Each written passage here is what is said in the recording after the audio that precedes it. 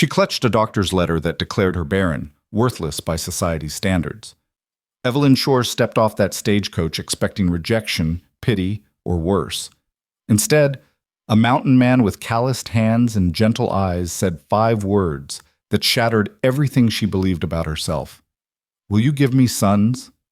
Not as a demand, as a hope, as a question between equals. What happened next would test them both beyond breaking. Watch until the end and comment your city below so I can see how far this story travels. The stagecoach lurched violently as it crested the final ridge, throwing Evelyn Shore against the worn leather seat for what felt like the 100th time that day. She gripped the window frame with white-knuckled fingers, her knuckles aching from hours of bracing herself against the relentless mountain roads. Outside, the landscape had transformed from the gentle rolling hills of the lowlands into something altogether different, something wild and untamed and terrifyingly beautiful. Pine trees stretched toward a sky so blue it hurt to look at. The air that seeped through the gaps in the coach walls carried the sharp scent of cedar and snow, even though it was only September. Somewhere in the distance, a hawk screamed its hunting cry, and Evelyn felt a shiver run down her spine that had nothing to do with the cold. This is it, she thought. This is where I'll either find a new life or discover that I've made the worst mistake of my 26 years. She pressed her hand against her travel bag, feeling the familiar crinkle of paper beneath the worn fabric. The letter was there, Dr. Harrison's letter, with its clinical words and devastating verdict. She'd read it so many times that she'd memorized every cruel syllable. It is my professional opinion that Miss Shore's condition renders the likelihood of successful conception extremely improbable. The scarring observed during examination suggests permanent damage to the reproductive organs. I advise against marriage under false pretenses. False pretenses. As if wanting love, wanting a home, wanting to be more than a burden to her aging aunt was somehow dishonest. As if her worth as a woman could be measured solely by the children she might never bear. The coach hit another rut, and Evelyn's teeth clacked together painfully. The driver shouted something unintelligible to his horses, and the vehicle began its final descent toward the timber station that would mark the end of her 3-week journey from Boston. 3 weeks of rattling coaches, crowded trains, and sleepless nights in boarding houses that smelled of mildew and desperation. 3 weeks of second-guessing every decision that had led her to this moment. 3 weeks of wondering if Graham Holt, the stranger who had answered her advertisement, who had sent her train fare and coach passage, who had written letters that spoke of loneliness and hope in equal measure, would take one look at her and send her back. He doesn't know, she reminded herself for the 1,000th time. He doesn't know about the doctor's letter. He doesn't know that the woman he's expecting might be broken beyond repair. The guilt of that omission sat heavy in her chest, a constant companion to the fear that had taken up permanent residence in her heart. She should have told him. She knew she should have told him. But every time she'd sat down to write those words, I may not be able to give you children, her hand had frozen over the paper. Because she knew what would happen. She'd seen it happen before. Leonard Vance's face swam unbidden into her memory, and she squeezed her eyes shut against the image. Handsome Leonard, with his perfectly tailored suits and his family's shipping fortune. Leonard, who had courted her for 2 years, who had spoken of marriage and children and a future together in one of Boston's finest brownstones. Leonard, who had insisted she see Dr. Harrison just to be certain everything is in order before they announced their engagement. And Leonard, who had walked out of her aunt's parlor 3 days after receiving that letter, his face twisted with something between disgust and disappointment. I'm sorry, Evelyn, but I need an heir. My family needs an heir. Surely you understand. She understood. God help her, she understood all too well. That was 2 years ago. 2 years of watching Leonard marry another woman, a healthy woman, a fertile woman, while Evelyn faded into the background of Boston society. 2 years of pitying glances and whispered conversations that stopped abruptly whenever she entered a room. 2 years of being the spinster niece, the poor relation, the woman that nobody wanted. Until the advertisement. She'd found it in the back pages of a newspaper her aunt had discarded, wedged between notices for patent medicines and livestock sales. The words had been simple, almost stark in their honesty. Mountain man seeks wife. Remote location in Montana Territory. Hard work, simple life, honest partnership. No fortune to offer, only a home and a willing heart. Serious inquiries only. Something about those words had called to her. Not the promise of wealth or status. God knew there was none of that in a timber camp in Montana. But the phrase honest partnership had lodged itself in her mind and refused to let go. She'd written back that same night, her pen flying across the paper before her courage could fail her. She told him about herself, about her education, her skills in housekeeping and cooking, her willingness to work hard. She told him about her situation, the death of her parents, her dependence on an aunt who could barely afford to keep herself, her desperate need for a fresh start. What she hadn't told him was the one thing that mattered most.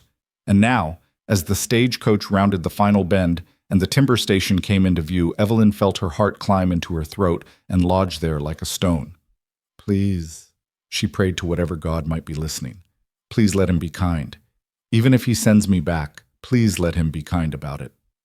The timber station was little more than a collection of rough-hewn buildings clustered around a muddy clearing, a general store with a sagging porch, a blacksmith's forge that belched smoke into the crisp mountain air, what might have been a boarding house, though the sign above the door was too weathered to read, and everywhere the evidence of the logging industry that had carved this settlement out of the wilderness.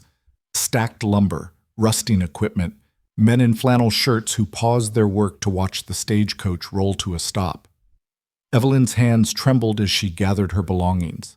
One carpet bag containing everything she owned, 3 dresses, 2 changes of undergarments, a hairbrush that had belonged to her mother, and a small Bible with her family's names inscribed on the first page. It wasn't much. It was everything.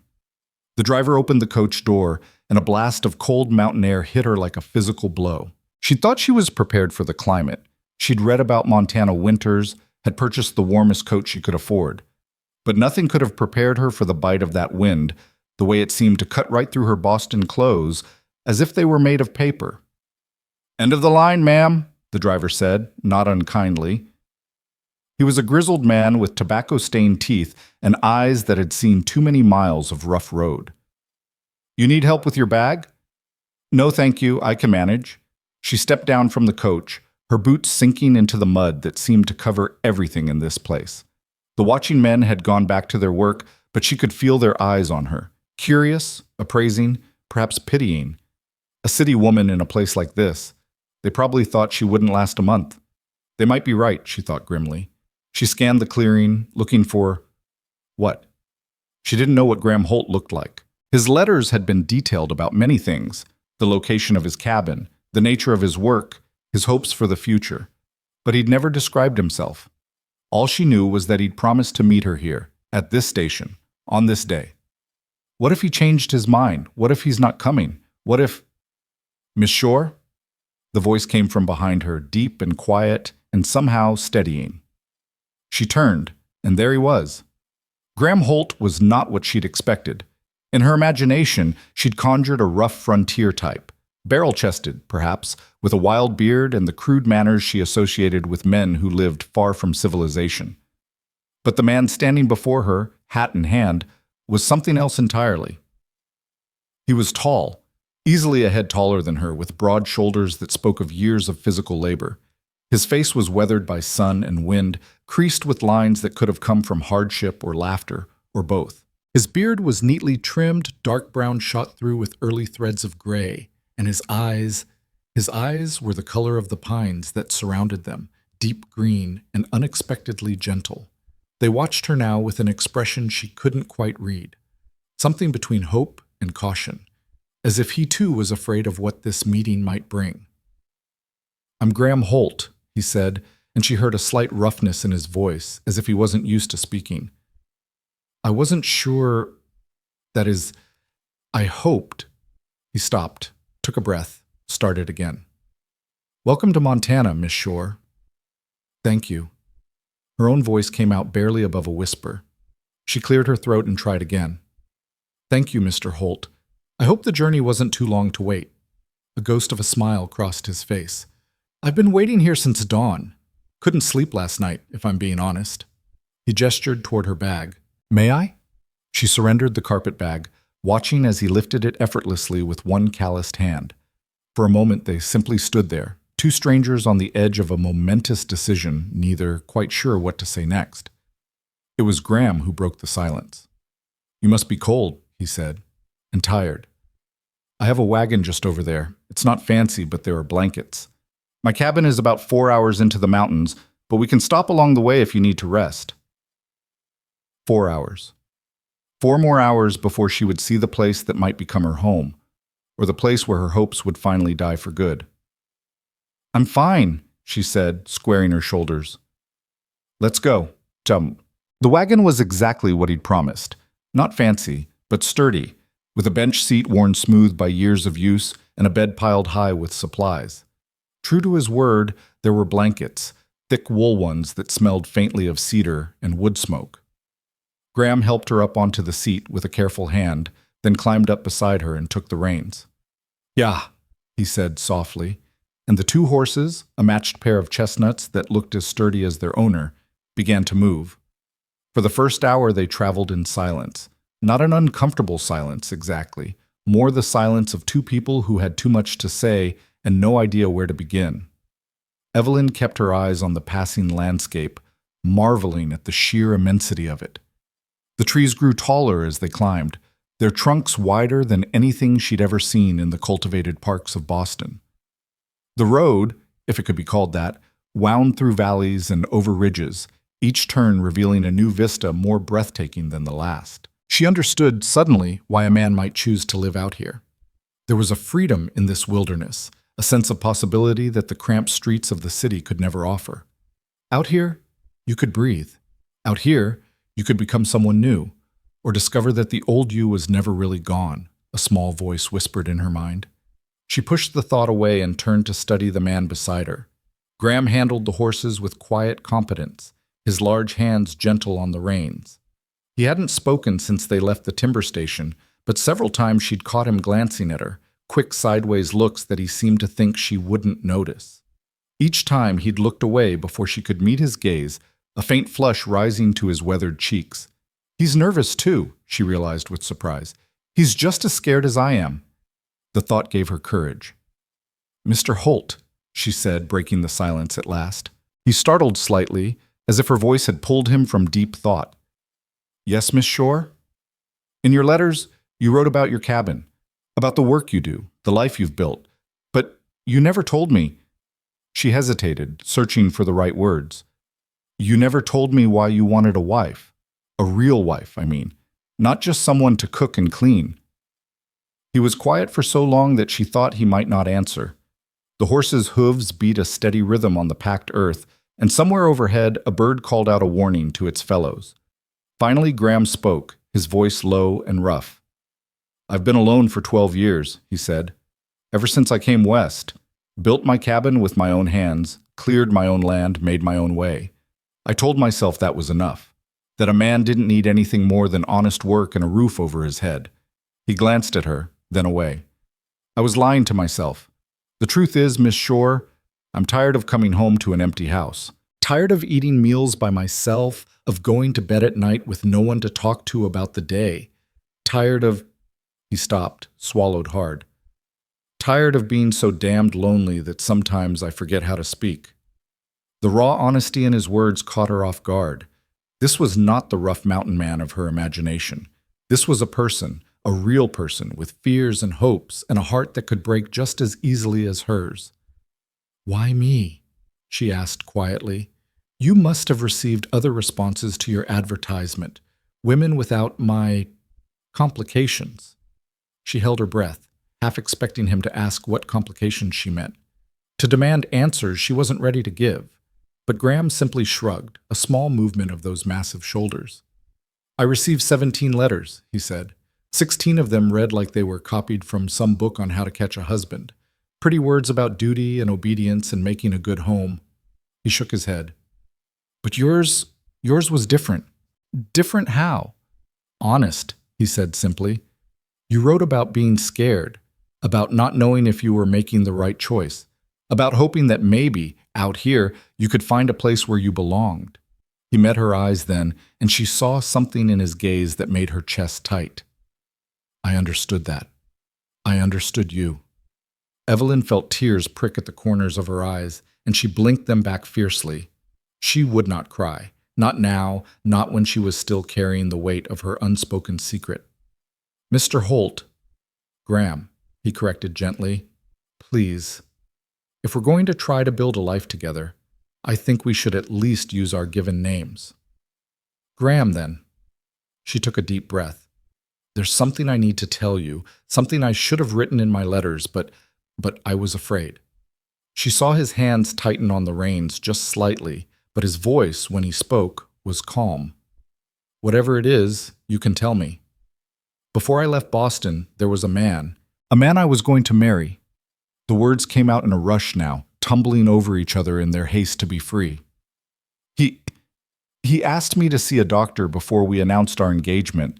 The doctor found, that is, he said, she couldn't do it, couldn't force the words past the lump in her throat. The shame of it, the terrible crushing shame, was too heavy to bear. But Graham had pulled the wagon to a stop. He turned to face her fully, his green eyes searching her face with an intensity that made her want to look away. Said what, Evelyn? The sound of her name on his lips, the first time he'd used it, gave her the strength she needed. He said I might never be able to have children. There it was. The truth that had haunted her for 2 years spoken aloud at last. She braced herself for his reaction, the disappointment, the anger, the cold withdrawal that she'd seen in Leonard's eyes when he walked out of her life. But Graham didn't withdraw. He didn't look away. Instead, he reached out and took her hand in his calloused fingers surprisingly gentle. Look at me, he said quietly. She forced herself to meet his gaze, prepared to see her worst fears reflected there. What she saw instead was understanding. Evelyn, he said, his voice low but steady. I didn't send for you because I wanted a breeding mare. I sent for you because I wanted a partner, someone to share my life with, someone to build a home with. His grip on her hand tightened. If children come, they'll be a blessing. If they don't, well, I reckon a home can still be full without them. She stared at him, hardly daring to believe what she was hearing. But in your letter, you asked about sons. A flush crept up Graham's neck, visible even beneath his beard. I asked if you wanted children, he corrected gently. Because I thought if you did, that was something I should know, something we should talk about together. Not because I expected you to. He trailed off, shaking his head. I'm saying this all wrong. No, Evelyn whispered. No, you're saying it exactly right.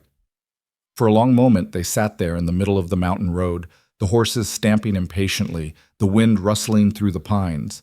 Two strangers balanced on the knife's edge of a future neither could quite see. Then Graham released her hand and turned back to the horses.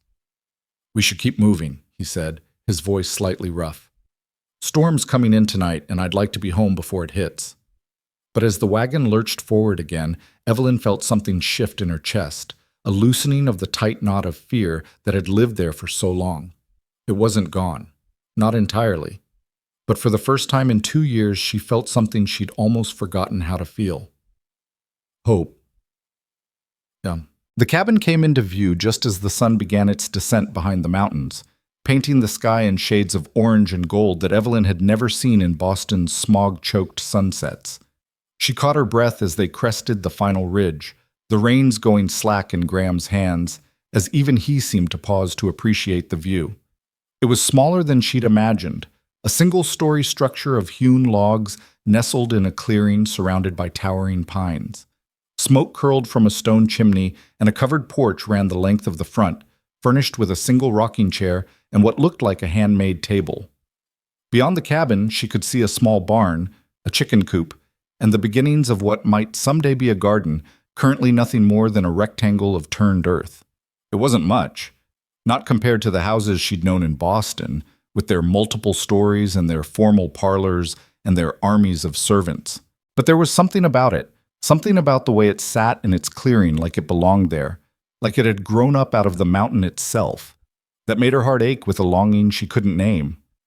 I know it's not fancy, Graham said, and she heard a note of uncertainty in his voice that surprised her. I've been working on it for years, adding a bit here and there when I could afford the materials. The roof doesn't leak anymore, and the windows are tight against the cold. But if you need more space, or... It's perfect, she said, and meant it. He turned to look at her, surprise evident on his face. Perfect? It's a home. She met his eyes steadily. A real home. I can't remember the last time I had one of those. Something passed between them then. A silent understanding, a shared recognition of the loneliness they'd each carried for so long. Graham nodded once, a short jerk of his chin that seemed to say more than words ever could. Well then, he said, turning back to the horses, let's get you inside before you freeze. The interior of the cabin was as simple as its exterior, a single large room that served as kitchen, living space, and sleeping quarters all in one. A cast-iron stove dominated one corner, its surface gleaming with careful maintenance. A rough-hewn table with 2 chairs sat beneath a window that looked out over the valley. Shelves lined the walls, filled with supplies, canned goods, tools, books that surprised her with their variety. And against the far wall, a bed, covered with a quilt that looked handmade. But what struck her most was the cleanliness of it. Everything was swept and scrubbed and arranged with a precision that spoke of a man who took pride in his space, however small. There were no dirty dishes in the basin, no clothes strewn across the floor, no layer of dust on the surfaces. It was, she realized, the cabin of a man who had been preparing for her arrival. I cleaned, Graham said unnecessarily, hovering near the doorway as if uncertain whether to come in. And I got the stove going this morning, so it should be warm enough. The privy is out back. I know it's not what you're used to, but I've been meaning to build something closer. Graham. He stopped mid-sentence, his mouth still open. It's fine, she said, and found herself smiling for the first time in what felt like weeks. It's all fine.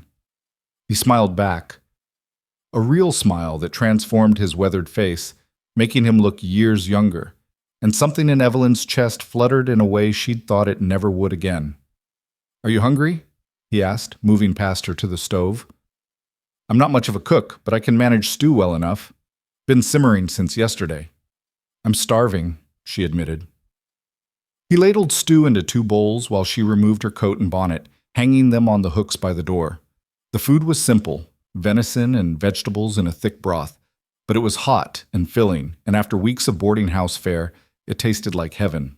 They ate in companionable silence, seated across from each other at the small table. Outside, the wind had begun to pick up, whistling through the pines and rattling the windows in their frames.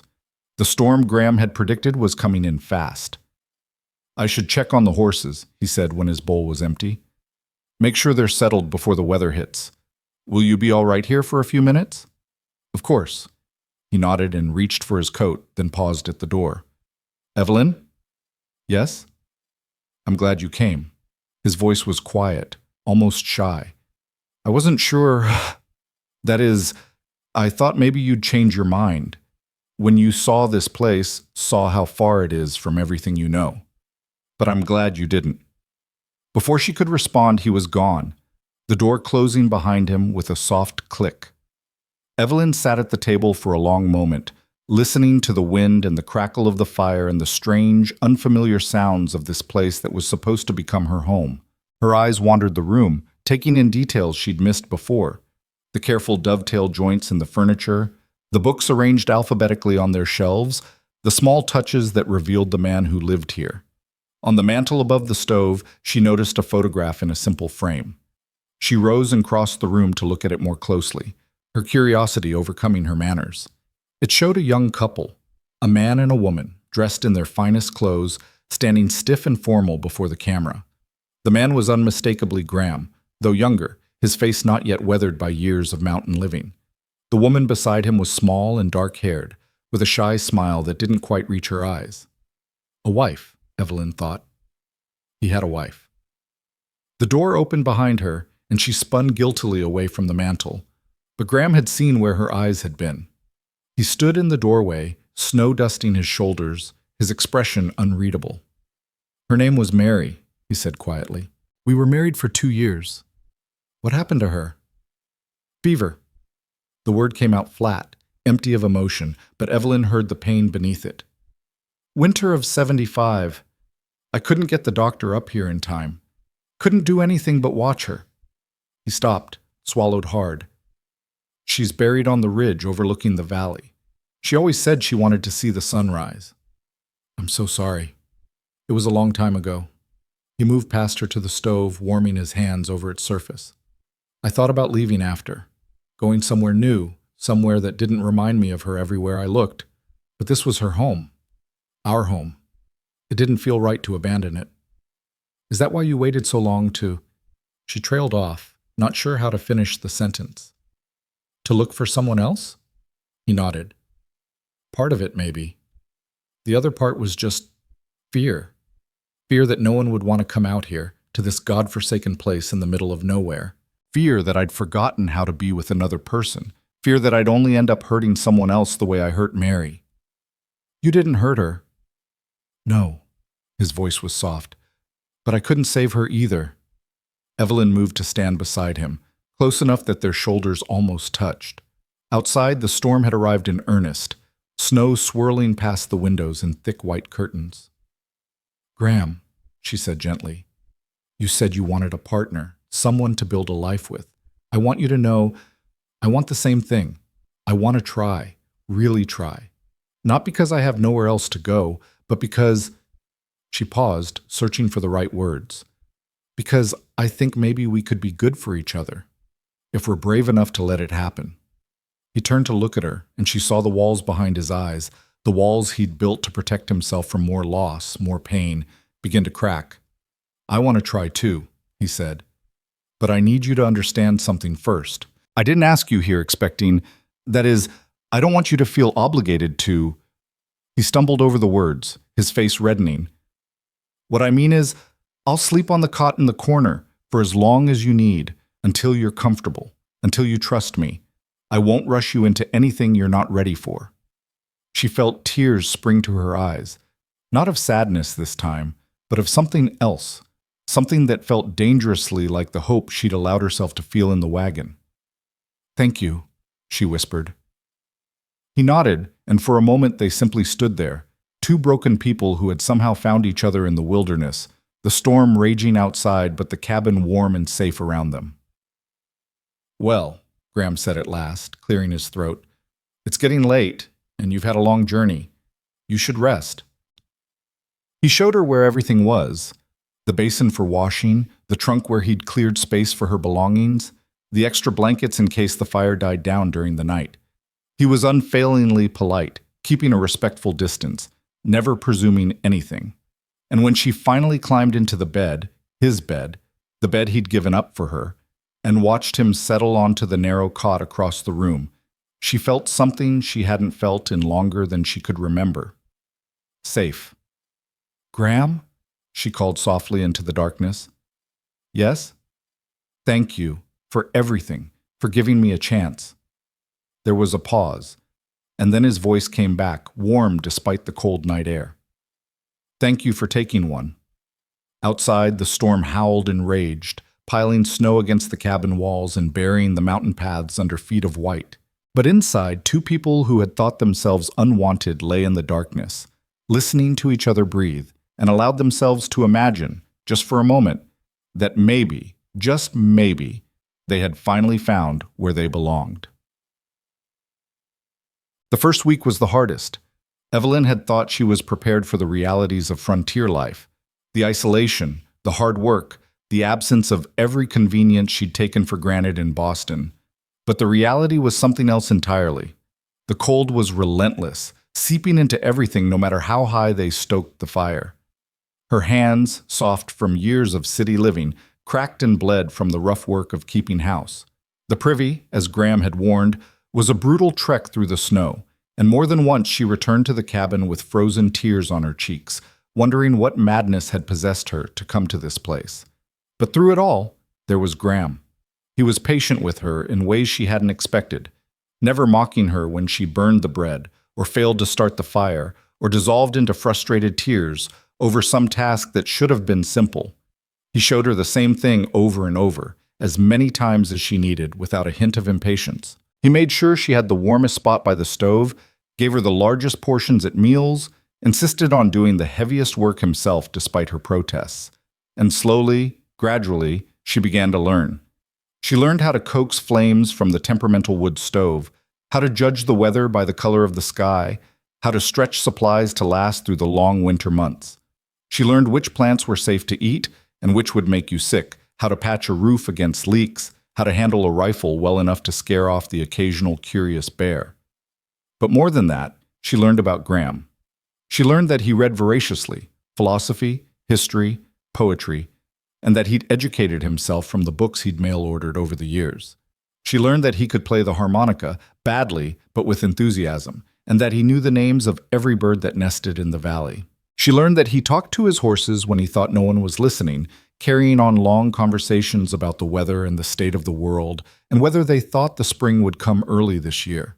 She learned that beneath his quiet exterior was a man of deep feeling, a man who had loved once and lost and was terrified of loving again. And she learned that she was starting to feel things for him that she had never expected to feel. "You're getting better with that," Graham observed, watching her knead dough at the table. It was their second week together, and the snowstorm had finally broken, giving way to pale winter sunshine that sparkled on the drifts outside.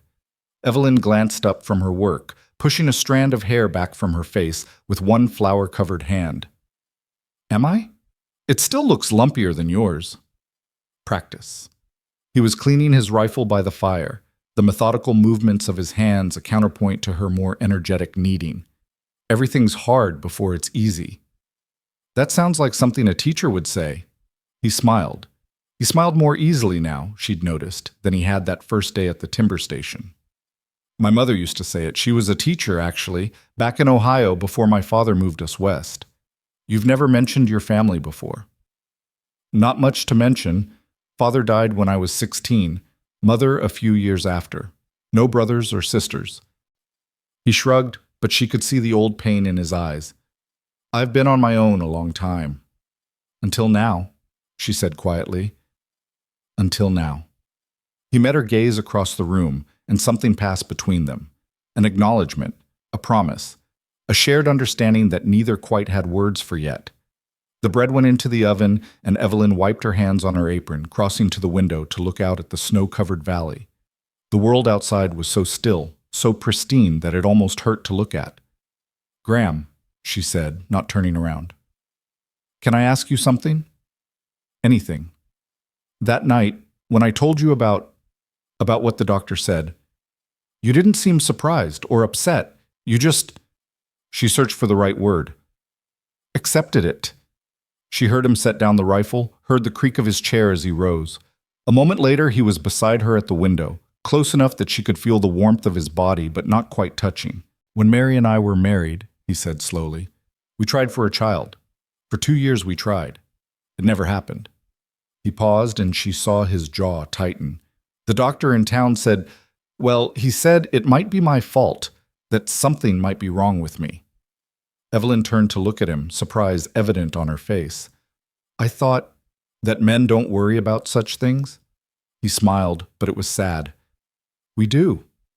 More than we let on, maybe. When I got your letters, when I read between the lines and guessed what you weren't telling me, I understood. I understood because I've carried that same fear. But in your advertisement, you asked about children. I asked because I wanted to know if it mattered to you, if having children, or not having them, would change how you felt about trying to make a life together." He reached out, hesitantly, and took her hand. "Evelyn, I've learned a lot of hard lessons in my life.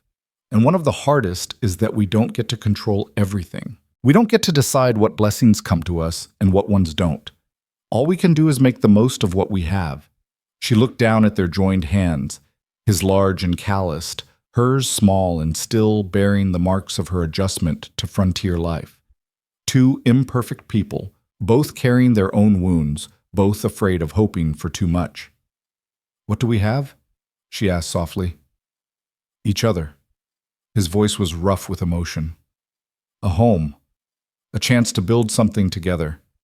If that's enough for you, it's enough for me." She didn't answer with words. Instead, she leaned into him, resting her head against his shoulder, feeling his arm come up hesitantly to wrap around her. Outside, the sun continued its slow arc across the winter sky, and inside, two lonely hearts took their first tentative steps toward something neither had dared to hope for. Something that felt dangerously like love. The weeks passed, and with them, the worst of winter. The snow began to melt, revealing the earth beneath, brown and muddy and full of promise. Graham started talking about spring planting, about expanding the chicken coop, about all the work that would need to be done once the ground thawed. And through it all, the distance between them continued to shrink. It happened in small ways at first, a touch that lingered a moment too long, a smile shared across the breakfast table, a conversation that stretched late into the night. Graham still slept on the cot, still maintained his respectful distance, but the air between them had changed, charged with possibility, heavy with things unsaid. It was Evelyn who finally broke the silence. They were sitting by the fire one evening, the last of the winter winds howling outside, when she reached over and took his hand. Graham. He looked up from the book he'd been reading, his eyes finding hers in the flickering light. I need to ask you something, she said, and I need you to answer me honestly. I've never lied to you. I know. She took a deep breath, gathering her courage. That first day when you met me at the timber station, you said you didn't want perfection. You said you wanted a partner, someone to build a life with. I remember. Is that still true? Even now that you know me? Know my fears, my limitations, all the ways I fall short of what a wife should be. He set down his book slowly, deliberately. Then he turned to face her fully, taking both her hands in his. Evelyn Shore, he said, his voice low and steady. I have watched you burn more bread than I thought was humanly possible. I have seen you cry over a broken dish and curse at a wood stove that refused to light. I have listened to you snore. Yes, you snore. Don't try to deny it. And watched you struggle with tasks that any farm girl could do in her sleep. She felt her cheeks flush with embarrassment, but he wasn't finished. And in all of that, he continued, I have seen the strongest woman I have ever known. A woman who was told she was worthless and chose to believe otherwise. A woman who traveled 3,000 miles to start a new life with a stranger because she had the courage to hope. A woman who makes this cabin feel like a home in a way it never has before. He raised her hands to his lips, pressing a gentle kiss to her knuckles. I don't want perfection, he said quietly. I want you, just as you are. Today, tomorrow, and every day after that. Evelyn felt tears spill down her cheeks, but for once they weren't tears of sorrow or fear. Graham, she whispered, I think I'm falling in love with you. Something broke open in his expression, walls crumbling, defenses falling, and she saw for the first time the full depth of feeling he'd been holding back. I know I'm falling in love with you, he said. I think I have been since the day you stepped off that stagecoach. She kissed him then, or perhaps he kissed her. It was impossible to say who moved first. And the world outside, with all its hardships and uncertainties, faded away. There was only this moment, this man, this unexpected gift that neither of them had dared to hope for. When they finally pulled apart, breathless and trembling, Graham rested his forehead against hers. Evelyn, he said, his voice rough with emotion, I have something I need to ask you, something I've been wanting to ask for weeks. Yes? He pulled back just far enough to look into her eyes. Not, can you give me children, he said carefully, but will you try with me? Will you let me be your husband in every way? Not because I expect anything, not because I need an heir, but because I love you, and I want to share everything with you, everything. She looked at this man, this kind, patient, wounded man, who had shown her more tenderness in 2 months than she'd known in her entire life, and she felt the last of her fear dissolve like snow in spring. Yes, she said. Yes, Graham. I will try with you. That night, for the first time, the cot in the corner remained empty, and outside, as if in blessing, the clouds parted to reveal a sky full of stars. More stars than Evelyn had ever seen in Boston, more stars than she had ever imagined existed, shining down on a small cabin in the mountains where two people who had thought themselves unwanted were finally, wonderfully, home. Spring arrived in the mountains like a secret being told, slowly at first, then all at once. The snow retreated up the ridges, revealing patches of brown earth that Evelyn had almost forgotten existed. The creek behind the cabin, frozen solid for months, began to sing again, its voice growing stronger each day as the ice broke apart and floated downstream. and everywhere, in every direction she looked, life was pushing its way back into the world. Evelyn stood on the porch that first warm morning, wrapped in a shawl that Graham had given her, watching the sunrise paint the valley in shades of gold and rose. She could hear him behind her in the cabin, the familiar sounds of breakfast being prepared, the clang of the skillet, the sizzle of bacon, his low humming that he probably didn't even realize he did. These sounds had become the rhythm of her days, as natural and necessary as her own heartbeat. 2 months. 2 months since she had stepped off that stagecoach expecting rejection and found something she had never dared to hope for. 2 months of learning this man, this place, this new version of herself that was emerging from the ashes of her old life. 2 months of falling deeper in love with every passing day. The door creaked open behind her, and Graham emerged with 2 cups of coffee, steam rising into the crisp morning air. He handed her one without a word, then stood beside her, his shoulder brushing against hers as they watched the world wake up together. "It's beautiful," she said softly. "It is now." His voice was rough with sleep, but she heard the tenderness beneath it. "Used to just be scenery. Now it's home." She leaned into him, feeling his arm come around her shoulders with an ease that still surprised her. How quickly they had learned each other's rhythms, how naturally their bodies had found their way to comfort. That first night, after she had said yes to his question, after they had finally crossed the distance that had separated them for so long, she had been terrified. Terrified that intimacy would expose her inadequacies, that closeness would reveal the truth of her brokenness. Instead, Graham had been patient and gentle, and somehow exactly what she needed. He had asked nothing of her that she wasn't ready to give. He had held her afterward, stroking her hair in the darkness, and told her that whatever happened, whether children came or not, she had already given him more than he had ever hoped to receive. "You've given me a home," he had whispered against her temple. "You've given me a family. Everything else is just possibility." Now, standing on the porch as spring unfolded before them, Evelyn felt those words settle into her heart like seeds taking root. Family. Home. Possibility. 3 words that had seemed so far beyond her reach just a few months ago. 3 words that now defined her entire existence. "I was thinking," Graham said, interrupting her reverie, "we should start clearing the garden plot today. Ground's soft enough now, and if we want vegetables by summer, we need to get seeds in soon." "I've never gardened before," she admitted. "Not really. We had a cook in Boston who handled all of that." He smiled, that crooked smile that still made her stomach flutter. "Then I'll teach you, just like I taught you to bake, and shoot, and survive a Montana winter." "I'm not sure I survived so much as stubbornly refused to die." He laughed, a full, rich sound that she heard more often now than she had in those early days. "Same thing, out here. Stubbornness is a survival skill." They finished their coffee as the sun climbed higher, then went inside to eat breakfast and prepare for the day's work.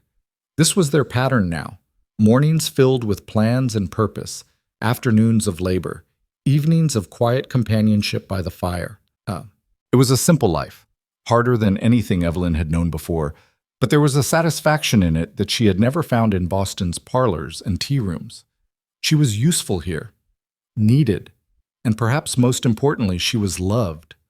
The garden plot was a rectangle of earth on the south side of the cabin, protected from the worst winds by the natural curve of the hillside. Graham had turned it the previous fall, he explained, letting the winter frost break down the soil.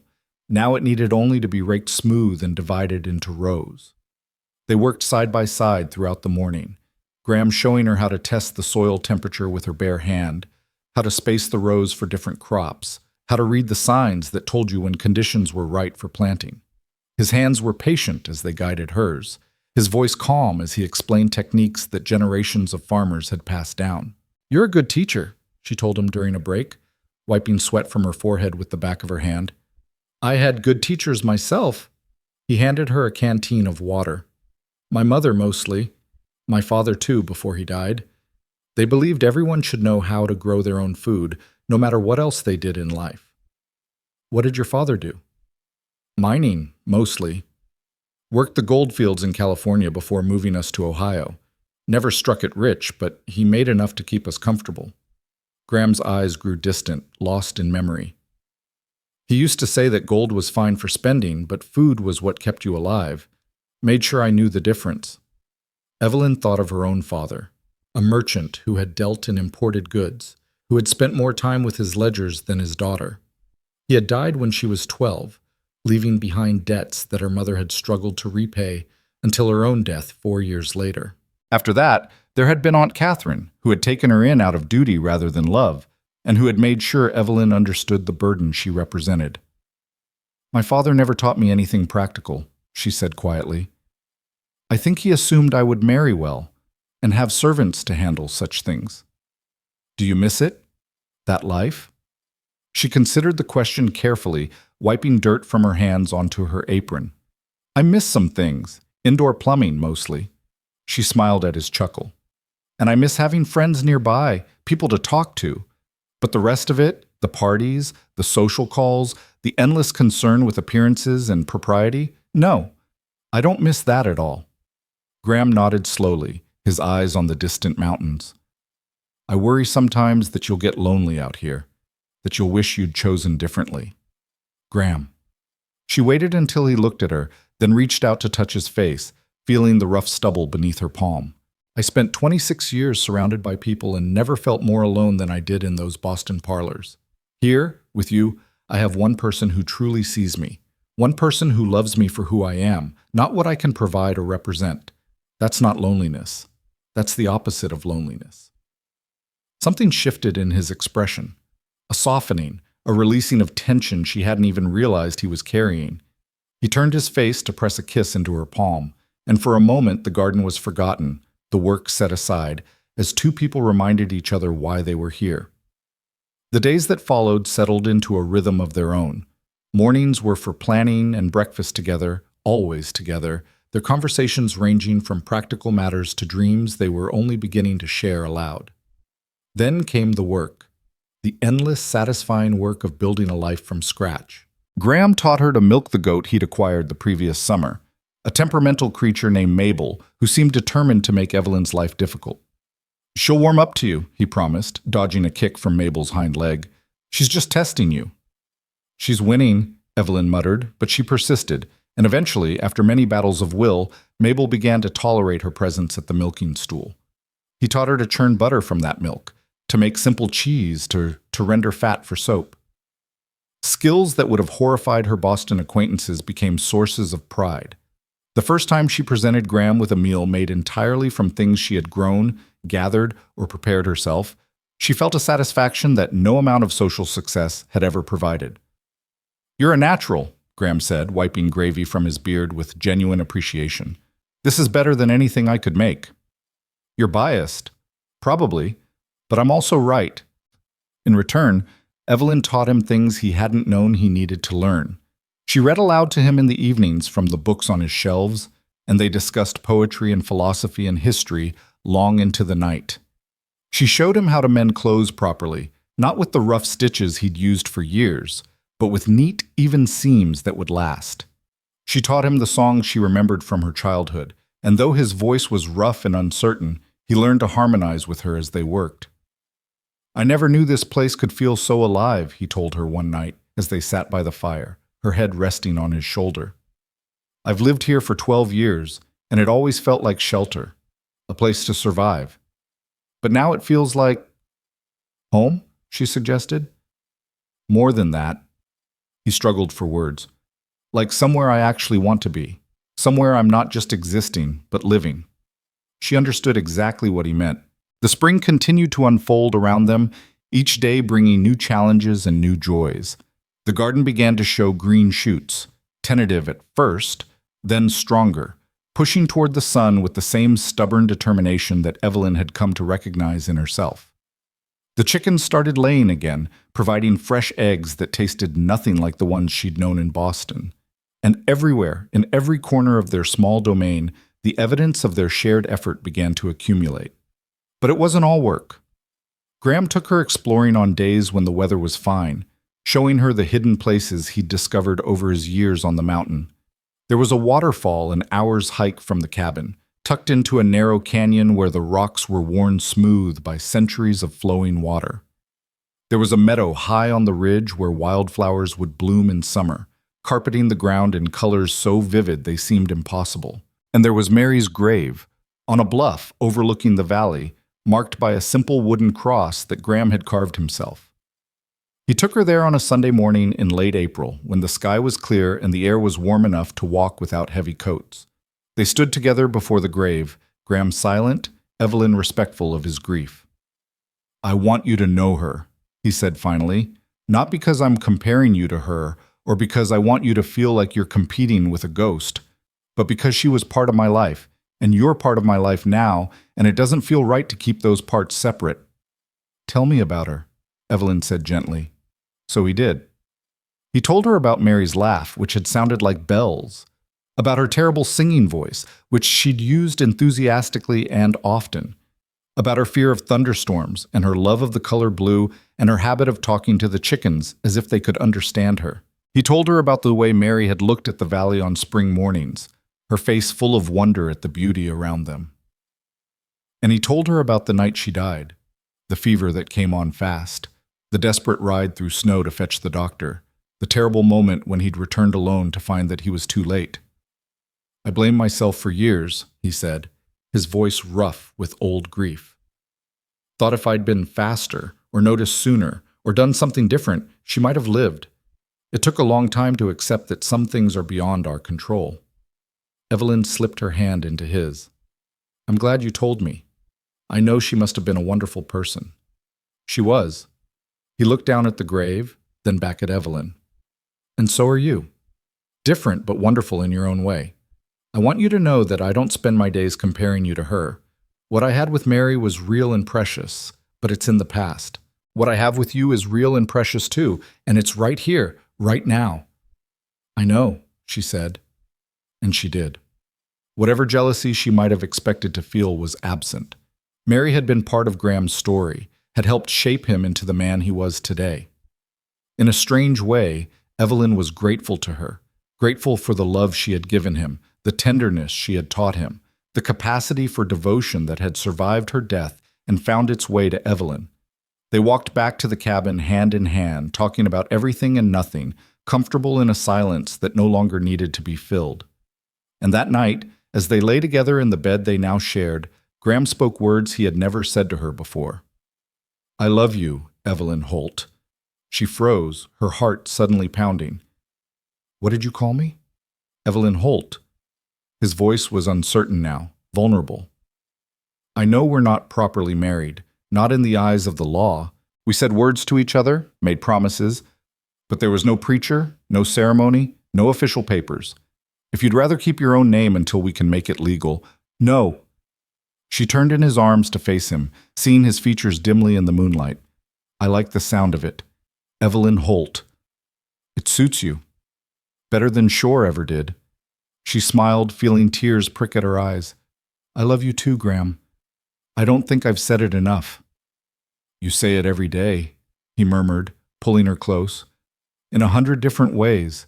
Every meal you cook, every seed you plant, every night you choose to be here with me. I hear it all." She fell asleep in his arms, the sound of his heartbeat steady beneath her ear, and dreamed of a future she was finally allowing herself to believe in. The days grew longer and warmer, and with them came new challenges. The garden required constant attention, weeding, watering, protecting the tender plants from late frosts and hungry rabbits. The animals needed care. The cabin needed repairs after the long winter, and Graham threw himself into the work with an energy that Evelyn hadn't seen before. He was building something, she realized, not just maintaining what existed, but creating something new. A chicken coop twice the size of the old one, a cold cellar dug into the hillside behind the cabin, a new fence around the garden, higher and sturdier than before. "What's all this for?" she asked one evening, watching him plane boards for yet another project. He didn't look up from his work, but she saw a flush creep up his neck. "Just thinking about the future, making sure we're ready for whatever comes." "Whatever comes?" Now he did look up, his eyes meeting hers with an intensity that made her breath catch. "I know what the doctor told you. I know you think, but doctors don't know everything, Evelyn. And even if they're right, even if children never come, we're going to need space. For life. for hope, for all the possibilities we haven't even imagined yet. She crossed the room to him, taking the plane from his hands and setting it aside. Graham Holt, are you building a nursery?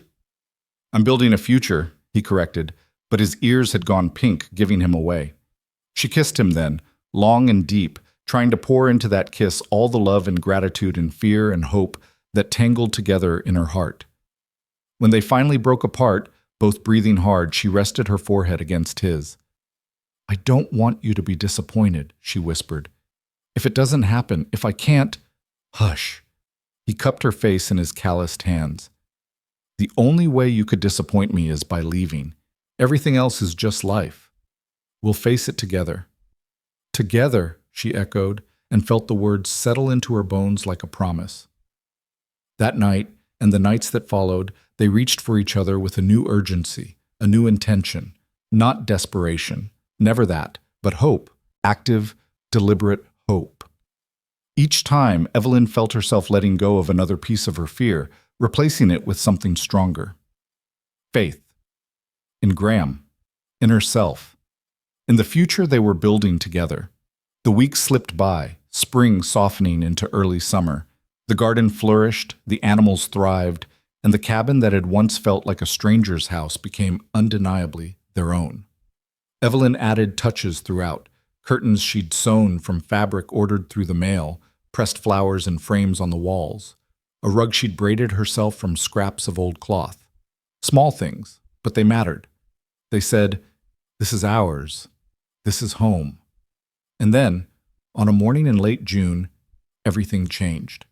Evelyn woke before dawn with a strange sensation in her stomach. Not nausea exactly, but something close. A heaviness, a fullness, a feeling she couldn't quite name. She lay still in the darkness, Graham's breathing deep and even beside her, and tried to understand what her body was telling her. When the understanding came, it hit her like a thunderclap. She counted backward frantically, trying to remember. Her monthly courses had always been irregular. The doctor in Boston had noted that as evidence of her supposed infertility, but she hadn't had one since when? April? No, earlier than that. March. It had been March. 3 months. She had gone 3 months without bleeding, and she hadn't even noticed. Her hands moved to her belly without conscious thought, pressing against the softness there.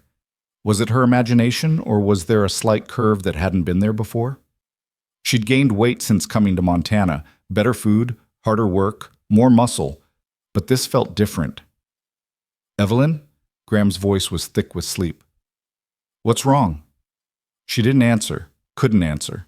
Her mind was racing, cataloging symptoms she'd dismissed or ignored, the tiredness that never seemed to lift no matter how much she slept, the way certain smells, bacon grease, coffee brewing, had started to turn her stomach, the tenderness in her breast that she'd attributed to her monthly cycle, except her monthly cycle hadn't come. Evelyn. Graham was fully awake now, rising up on one elbow to look at her in the growing light. "You're scaring me. What's wrong?" "Nothing's wrong." Her voice came out strangled, barely recognizable. "Graham, I think I might be—" She couldn't say it, couldn't jinx it by speaking the words aloud, but Graham understood. She saw the moment comprehension dawned in his eyes, saw the fear and hope that warred across his features. "Are you sure?" His voice was barely a whisper. "No, I don't know. I've never—" She stopped, took a breath, tried again. "I need to see a doctor. A real doctor. Not just guessing. The doctor in town. We can leave today. Graham, it's a 2-day journey. I don't care if it's a week." He was already out of bed, pulling on clothes with hands that trembled slightly. "If there's even a chance, we need to know. We need to be sure." She watched him move around the room, his movements jerky with suppressed emotion, and felt tears spill down her cheeks. Not tears of fear this time, or even hope. Just overflow, too much feeling to contain. "Come here," she said, and he came, kneeling beside the bed to take her hands. "Whatever the doctor says, whether I'm right or wrong, we'll face it together, yes?" "Together," he agreed. "Always together." They left that morning as soon as the animals were fed and the cabin secured. Graham had a wagon and a team of horses strong enough for the mountain roads, and he pushed them as fast as safely possible, stopping only when darkness made travel dangerous. They spent the night at a way station halfway to town, lying awake in a narrow bed, neither able to sleep. "What if I'm wrong?" Evelyn whispered into the darkness. "What if I've gotten our hopes up for nothing? Then we'll come home and keep trying." Graham's hand found hers under the thin blanket.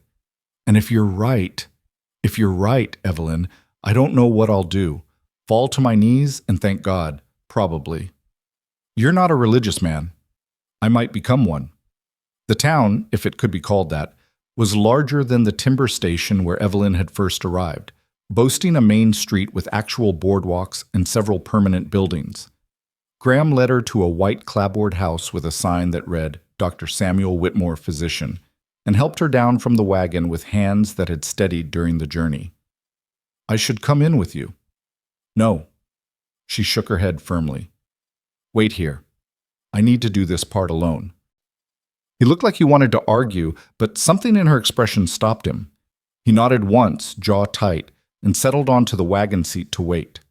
Dr. Whitmore was an older man with kind eyes and gentle hands, nothing like the cold clinician who had pronounced Evelyn's doom in Boston. He listened to her story without interruption, asked questions she hadn't thought to consider, and conducted his examination with professional care and genuine compassion. When he was finished, he helped her sit up and took a seat across from her, his expression unreadable. "Mrs. Holt," he said, and the name still gave her a small thrill despite her anxiety. "I want to ask you something before I give you my diagnosis. This doctor in Boston, do you remember his name?" "Harrison, Dr. Charles Harrison." Something flickered in Whitmore's eyes. "I thought it might be. I knew Harrison in medical school. Brilliant man, but—" He paused, choosing his words carefully. He had certain beliefs about women's health that many of us considered outdated even then.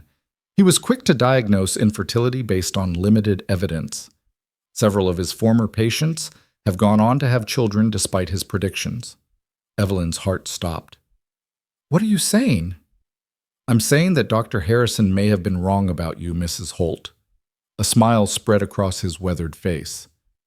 "Based on my examination, I would estimate you're approximately 3 months along. You're going to have a baby."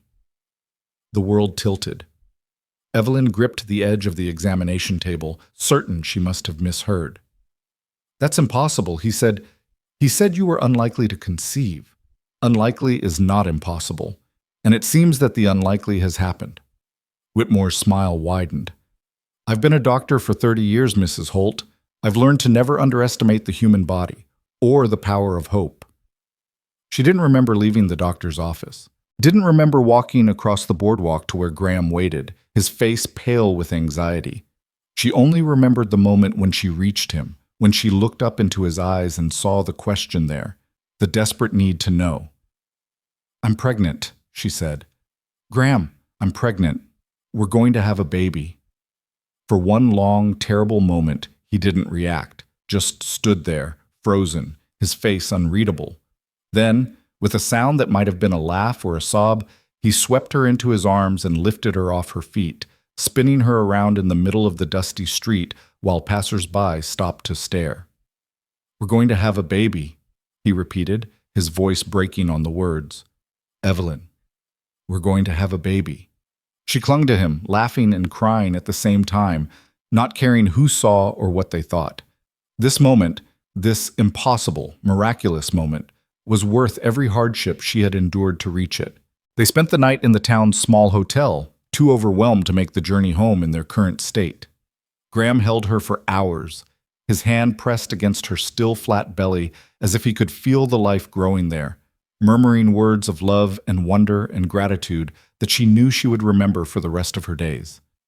"I thought I knew what happiness was," he said into the darkness. "I thought I found it when you came to me, when you chose to stay. But this is something else entirely." "I was so afraid to hope," she whispered, "so sure that happiness wasn't meant for me." "It's meant for both of us." He kissed her temple, her cheek, the corner of her mouth. "Whatever happens now, Evelyn, whatever challenges we face, we've already beaten the odds. We've already won." She fell asleep in his arms, one hand resting on her belly, and dreamed of a child with Graham's green eyes and her stubborn chin, running through fields of wildflowers while the mountains watched over them all. The journey home felt different. The same roads that had seemed so long on the way to town now flew by, the wagon wheels singing over the packed earth as if they too were eager to reach the cabin. Graham couldn't stop smiling, a wide, boyish grin that made him look years younger, and Evelyn found herself laughing at nothing, at everything, at the sheer impossible joy of being alive. They arrived at the cabin just as the sun was setting, painting the sky in colors that seemed more vivid than she remembered. Home. They were home, and soon, in 6 months, Dr. Whitmore had estimated, there would be 3 of them. That night, Graham insisted she rest while he prepared dinner. She lay on the bed watching him move around the cabin and marveled at how much had changed in such a short time. 6 months ago, she had been a burden on her aunt, a failed prospect in the marriage market, a woman whose own body had been declared defective by a doctor who had never looked beyond his assumptions. Now she was Evelyn Holt, wife, soon to be mother, part of a family she had built from nothing but hope and stubbornness and the courage to reach for something better. Graham brought her a plate of food and sat beside her on the bed, watching her eat with an attention that bordered on reverence. "Stop looking at me like that," she said, fighting a smile. "I'm not made of glass."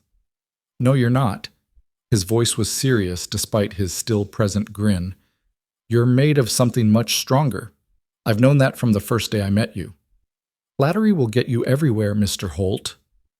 "Mrs. Holt," he corrected, and leaned in to kiss her. "My Mrs. Holt, mother of my child. Most miraculous woman in the Montana Territory." She swatted at him, but her heart was full to bursting. This was what she had traveled 3,000 miles to find. This was what she had risked everything to claim. A home, a family, a love that had grown from uncertainty into something unshakable. The summer stretched before them, full of possibility. There would be hard work ahead, the garden to tend, the cabin to prepare, all the practical concerns of bringing a new life into this remote corner of the world. But for now, in this moment, there was only joy, only gratitude, only the profound, humbling miracle of 2 people who had found each other against all odds, building a future neither had dared to imagine. Evelyn Holt rested her hand on her belly, feeling the life that grew there, and knew with absolute certainty that she had finally found where she belonged. The autumn came early that year, painting the mountain valleys in shades of gold and crimson that took Evelyn's breath away each morning when she stepped onto the porch. Her belly had grown round beneath her apron, unmistakably full of life, and she found herself resting her hand there constantly, as if to reassure herself that the miracle was still real. 5 months along now, and every day brought new wonders. The flutter of movement that had become kicks, the hiccups that made her laugh in the middle of the night, the way Graham would press his ear to her belly and whisper secrets to the child growing within. They had settled into a comfortable rhythm, the 2 of them, preparing for the arrival that would change everything. Graham had finished the addition to the cabin, a small room off the main living space, just large enough for a cradle and a rocking chair. He had carved that cradle himself, working late into the evenings by lamplight, each curl of wood shaved away with love and precision. Evelyn had sewn blankets and tiny clothes from fabric ordered through the mail, her stitches growing neater with each passing week. It was a good life, a peaceful life, a life that Evelyn had stopped believing she deserved, right up until the moment she claimed it. Which was perhaps why, when the past came calling, she was so completely unprepared. The day started like any other. Graham had ridden down to the timber station for supplies, a journey that would take him most of the day. Evelyn had kissed him goodbye at dawn, watching from the porch as his figure grew smaller against the brightening sky, then turned back to the cabin to begin her morning chores. She was hanging laundry on the line behind the cabin when she heard the sound of hooves on the trail. Her first thought was that Graham had forgotten something. It wouldn't be the first time. And she wiped her hands on her apron as she walked around to the front of the house, a smile already forming on her lips. The smile died the moment she saw the rider. He sat astride a fine black horse, dressed in clothes that had no business being this far from civilization. A tailored coat, polished boots, a silk cravat that gleamed white against his throat. His face was as handsome as she remembered, Those perfect features that had once made her heart race, now arranged in an expression of careful neutrality that didn't quite hide the calculation in his eyes. Leonard Vance had found her. Evelyn. His voice was smooth, cultured, everything that Graham's rough mountain drawl was not. "You're looking well." She stood frozen, one hand pressed instinctively against her belly, as if she could somehow hide the evidence of her new life from those appraising eyes. "Leonard, what are you doing here? Is that any way to greet an old friend?" He dismounted with the easy grace of a man who had been riding since childhood, looping the reins over the porch rail as if he had every right to be there. "I've come a very long way to see you." "You shouldn't have." "Perhaps not." He climbed the porch steps, his eyes never leaving her face. "But here I am nonetheless. May I come inside?" The mountain air is rather bracing. Every instinct she possessed screamed at her to refuse, to send him away, to demand he leave before Graham returned. But something held her back. Perhaps the memory of who she had been when Leonard knew her, the woman who had been too afraid to stand up for herself, too desperate for approval to assert her own worth. That woman was gone now, and the woman who had replaced her needed to prove it. "5 minutes," she said, her voice steady despite the pounding of her heart. "Then you leave." She led him into the cabin, acutely aware of how it must look through his eyes. The rough-hewn furniture, the plain wooden floors, the absence of every luxury he had known since birth. She saw his gaze travel over the space, cataloging and dismissing, and felt a flash of defensive anger that she forced herself to suppress. "Charming," he said in a tone that suggested the opposite. "Very rustic." "What do you want, Leonard?" He turned to face her, and something shifted in his expression, a softening, a vulnerability that she might have believed once. "I wanted to see you, to explain, to apologize for the way things ended between us. You walked out of my life 2 years ago without a backward glance. You married another woman within 3 months. I know." He had the grace to look ashamed, or at least to mimic the appearance of shame. "I was young, foolish, under pressure from my family to produce an heir, to continue the Vance line. I made a choice that I've regretted every day since." Evelyn laughed, a sharp, disbelieving sound. "Regretted? You regretted marrying a woman who could give you everything I couldn't?" "Catherine is dead." The words hit her like a physical blow. Whatever response she had been preparing died in her throat. 6 months ago, Leonard continued, his voice soft now, almost gentle. Complications from childbirth. The baby, a boy, lived only a few hours longer. He moved closer, and she took an involuntary step back. "I've spent every day since then thinking about what I lost when I let you go. What I threw away because I was too blind to see what really mattered. I'm sorry for your loss." And she was. Despite everything, she was. No one deserved to lose a wife and child, not even the man who had broken her heart. "But that doesn't explain why you're here." "I think it does." He closed the distance between them, reaching for her hands before she could pull away. "Evelyn, I came to bring you home. Back to Boston, where you belong. Away from this wilderness and whatever rough life you've been living."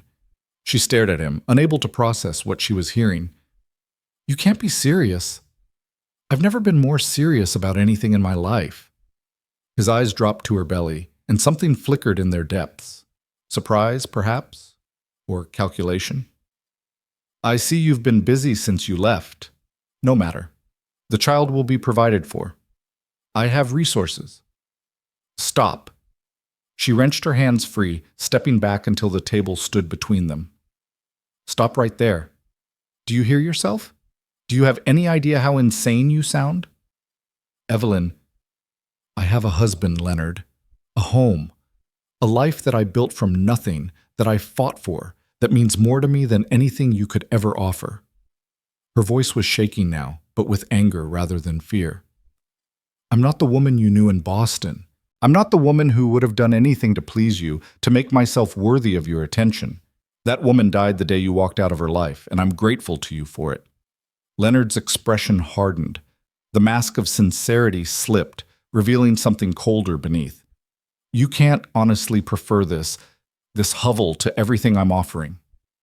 The frontier may seem romantic, But the reality is hardship, isolation, a life of endless drudgery. I'm offering you a return to civilization, comfort, security. You're offering me a cage, a gilded cage perhaps, but a cage nonetheless. Evelyn lifted her chin, meeting his eyes without flinching. I've tasted freedom, Leonard, real freedom, and I will never go back to being someone's possession. For a long moment he said nothing. Then, slowly, a smile spread across his face, a smile that held no warmth, no humor, nothing but cold calculation. I was hoping it wouldn't come to this, he said. I was hoping you would be reasonable, but I can see that this place, this life, has changed you in ways I hadn't anticipated. You should leave. I will. For now. He moved toward the door, then paused, turning back to face her. But I want you to consider something, Evelyn. Consider how easily a man's claim to land can be challenged, especially in these territories where records are incomplete and boundaries are uncertain. Consider how vulnerable a woman alone might be, especially a woman carrying a child, if her protector were suddenly removed. Ice flooded Evelyn's veins. What are you saying? I'm saying that I've come too far, invested too much, to be turned away by your misplaced loyalty to some mountain peasant. All pretense of civility had vanished now, replaced by a ruthlessness she had never seen in him before. I have lawyers, Evelyn, contacts in the territorial government, witnesses who will swear to whatever I pay them to swear. If you won't come with me willingly, I'll find another way. He was out the door before she could respond, swinging onto his horse with that same practiced grace. She watched from the porch as he rode away, her hands pressed against her belly, her heart racing with a fear she hadn't felt since those dark days in Boston. Graham found her there an hour later, still standing on the porch, staring at the trail where Leonard had disappeared. Evelyn? He was out of the wagon before it had fully stopped, crossing the yard in long strides. What's wrong? What happened? She told him everything. The words poured out in a rush. Leonard's arrival, his offer, his threats. Graham's face grew darker with each sentence, his jaw tightening until she could see the muscle jumping beneath his beard. He threatened you, Graham said when she had finished. His voice was quiet, controlled, but she could hear the rage beneath it. He came into our home and threatened my wife. He threatened you too. Threatened our claim to the land. She gripped his hands, forcing him to meet her eyes. Graham, he has money, power, connections we can't even imagine. If he decides to come after us, let him try. There was no bravado in the words, only quiet certainty. This is our home. I built it with my own hands, filed the claim myself, have 12 years of records to prove my right to this land. No amount of money can change that. Can it? She wanted to believe him, wanted to share his confidence, but the fear wouldn't release its grip. He said he has lawyers, witnesses. What if he finds some way to invalidate your claim? What if... Then we'll fight. Graham cupped her face in his hands, his calloused palms warm against her cheeks. We'll fight with everything we have. I didn't survive 12 years on this mountain by giving up when things got hard, and I'm not about to start now. Not when I have so much more to fight for. She leaned into him, letting his strength steady her. I'm scared, Graham. I know. I am too. He pressed a kiss to her forehead. But we're going to get through this, together. Whatever it takes. That night, neither of them slept well. They lay in bed, Evelyn's back pressed against Graham's chest, his arm wrapped protectively around her belly, both of them staring into the darkness and imagining the battles to come. The first sign of trouble came 3 weeks later. A man rode up to the cabin. Not Leonard, but a stranger in a worn suit carrying a leather satchel that bulged with papers. He introduced himself as Thomas Crane, an attorney from Helena, and presented Graham with a document that made the blood drain from his face. This is a formal challenge to your homestead claim, Crane explained, his voice as dry as the papers he carried. My client, Mr. Leonard Vance, asserts that the original filing was improperly executed and that the land in question belongs to a prior claimant whose rights were never properly extinguished. That's a lie, Graham said, his voice low and dangerous. I filed that claim myself at the land office in Helena. I have the receipts, the surveys, everything. My client's witnesses tell a different story. Crane didn't seem disturbed by Graham's anger. If anything, he seemed bored by it. There will be a hearing, of course, in Helena, 3 weeks from now. You're entitled to present your case. And if I refuse to participate in this farce, then a default judgment will be entered against you, and you'll have 30 days to vacate the property. Crane tucked the papers back into his satchel. I would strongly advise you to attend, Mr. Holt, and to bring whatever documentation you possess. He rode away without waiting for a response, leaving Graham and Evelyn standing in the yard, the autumn wind swirling dead leaves around their feet. He's really doing it, Evelyn whispered. He's really trying to take everything from us. He's trying, Graham agreed. But trying isn't the same as succeeding. The weeks that followed were a blur of preparation. Graham gathered every document he possessed: the original claim filing, the survey maps, receipts for improvements, letters from neighbors confirming his long residence on the land.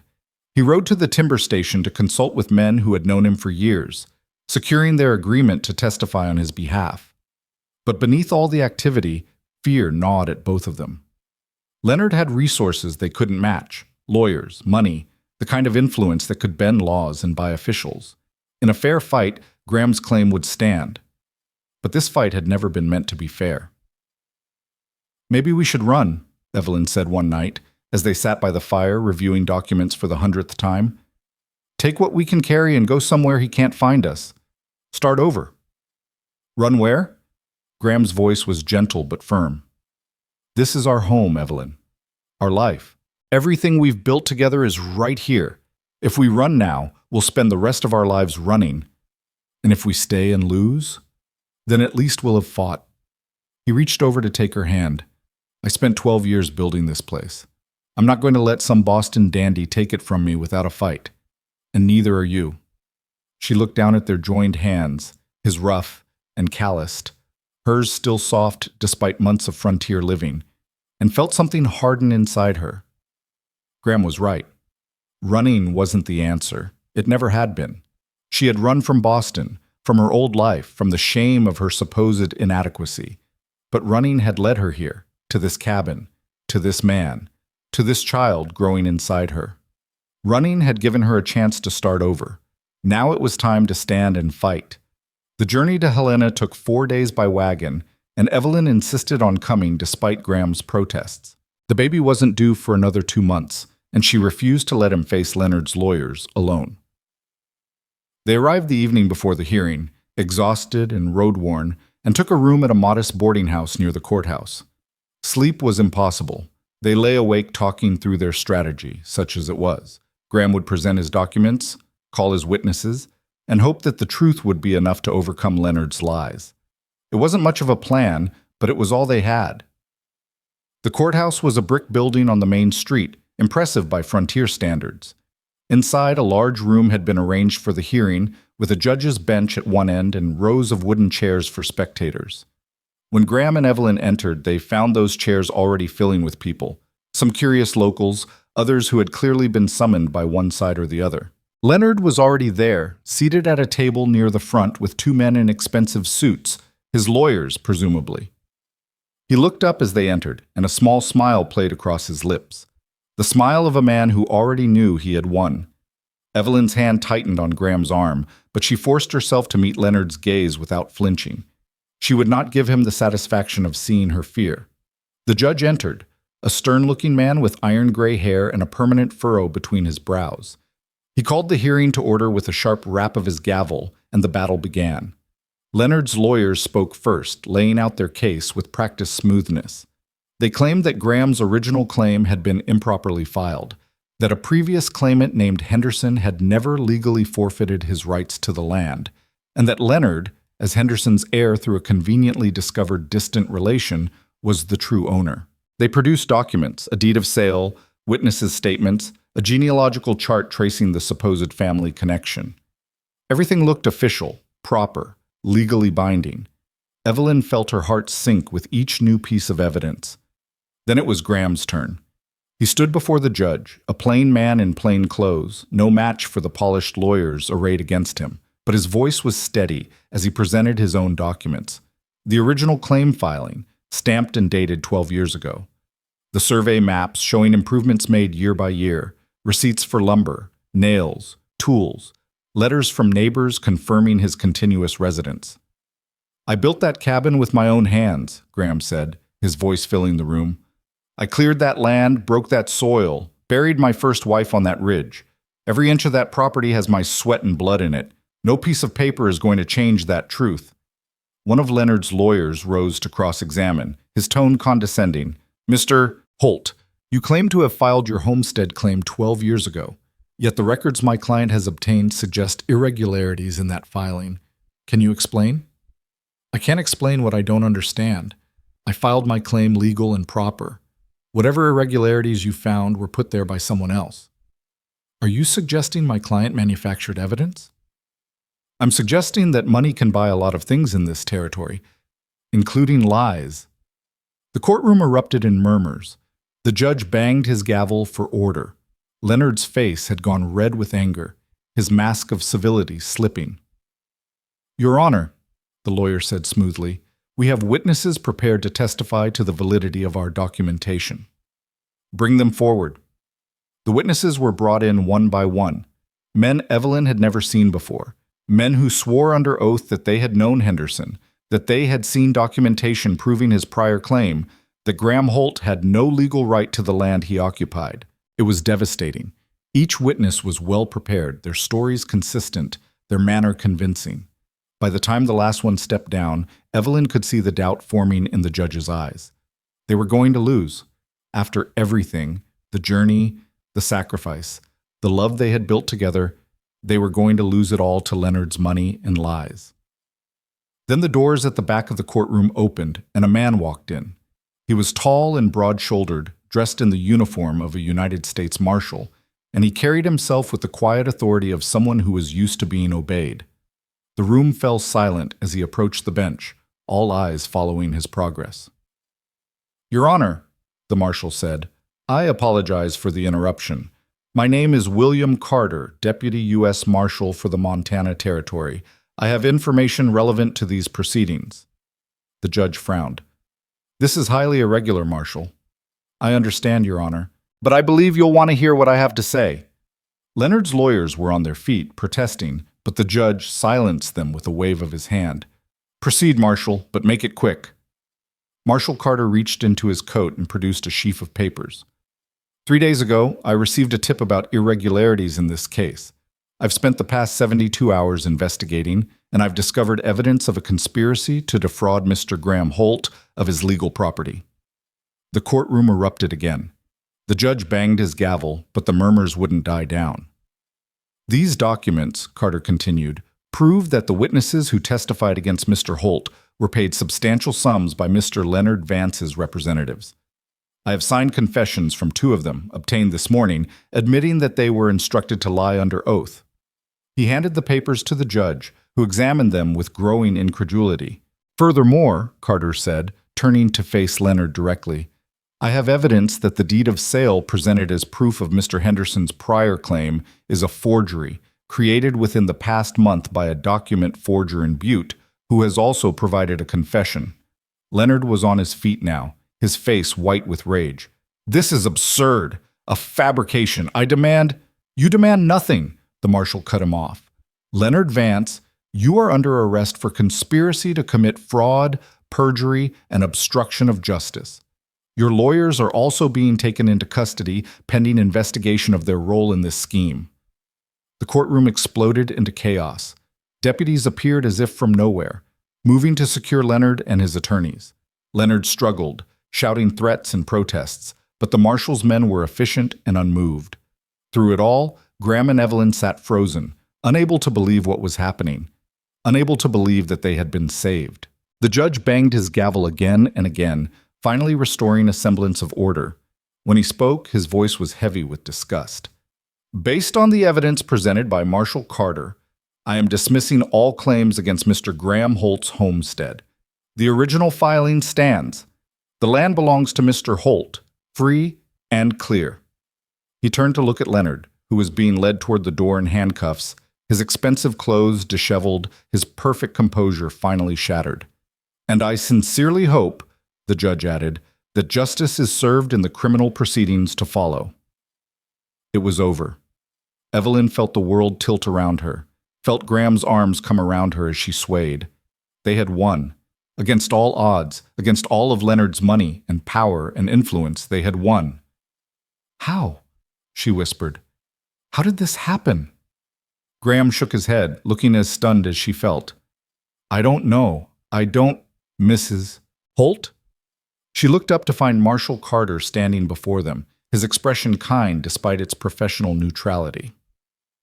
"I thought you might want to know who provided the tip that started my investigation." He paused, a hint of a smile playing at the corners of his mouth. "It was your aunt, Catherine Shore, from Boston. She received a letter from Mr. Vance announcing his intentions, and she was displeased. She contacted me through channels and provided enough initial evidence to justify an investigation."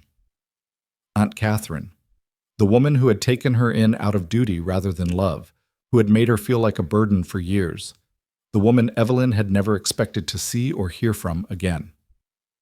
"She also asked me to give you a message," Carter continued.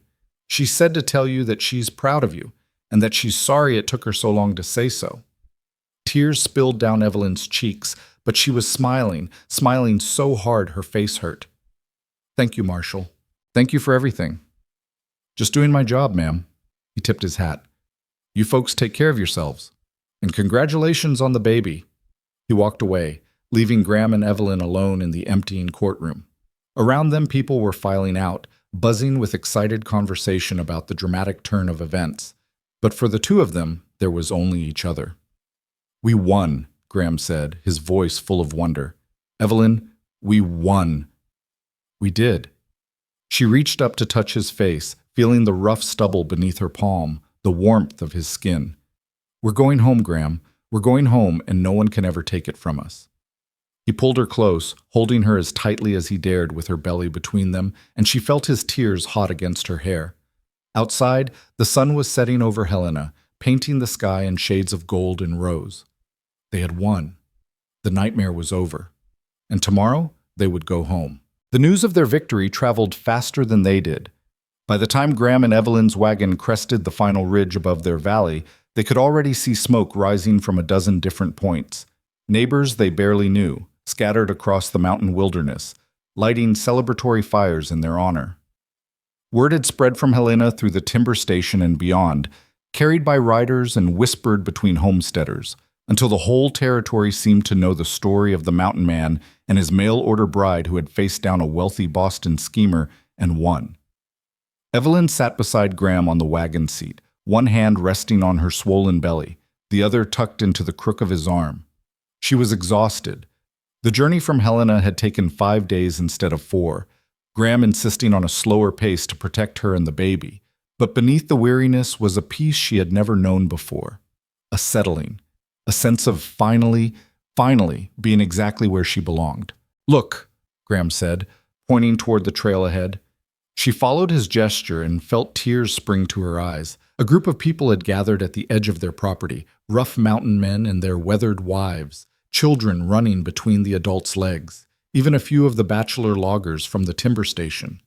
They stood in a loose semicircle, waiting, and as the wagon approached, a cheer went up that echoed off the surrounding peaks. "What is this?" Evelyn whispered. "I think," Graham said, his voice rough with emotion, "this is what community looks like."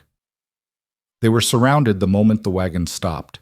Hands reached up to help Evelyn down, carefully, so carefully, mindful of her condition. Voices overlapped with congratulations and questions and offers of help. Someone pressed a jar of preserves into her hands. Someone else draped a handmade quilt over her shoulders. A grizzled old man she vaguely recognized from the timber station pumped Graham's hand so vigorously she feared he might dislocate something. "Showed that city bastard what mountain folk are made of," the old man declared, loud enough for everyone to hear. "Ain't nobody gonna come up here and push us around, not while we got men like Graham Holt standing firm." Graham looked uncomfortable with the praise, as she had known he would.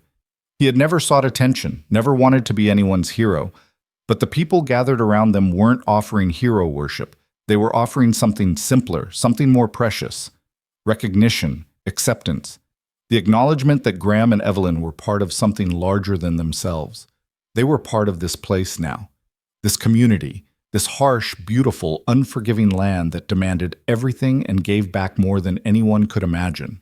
"We should get you inside," Graham murmured in her ear, his hand warm on the small of her back. "You need to rest." In a minute, she turned to face the gathered crowd, raising her voice so everyone could hear. "Thank you, all of you, for coming, for your support, for everything. Graham and we couldn't have gotten through this without knowing we weren't alone." "You ain't alone," a woman called out, one of the wives, her face weathered but kind. "You're one of us now, and we take care of our own."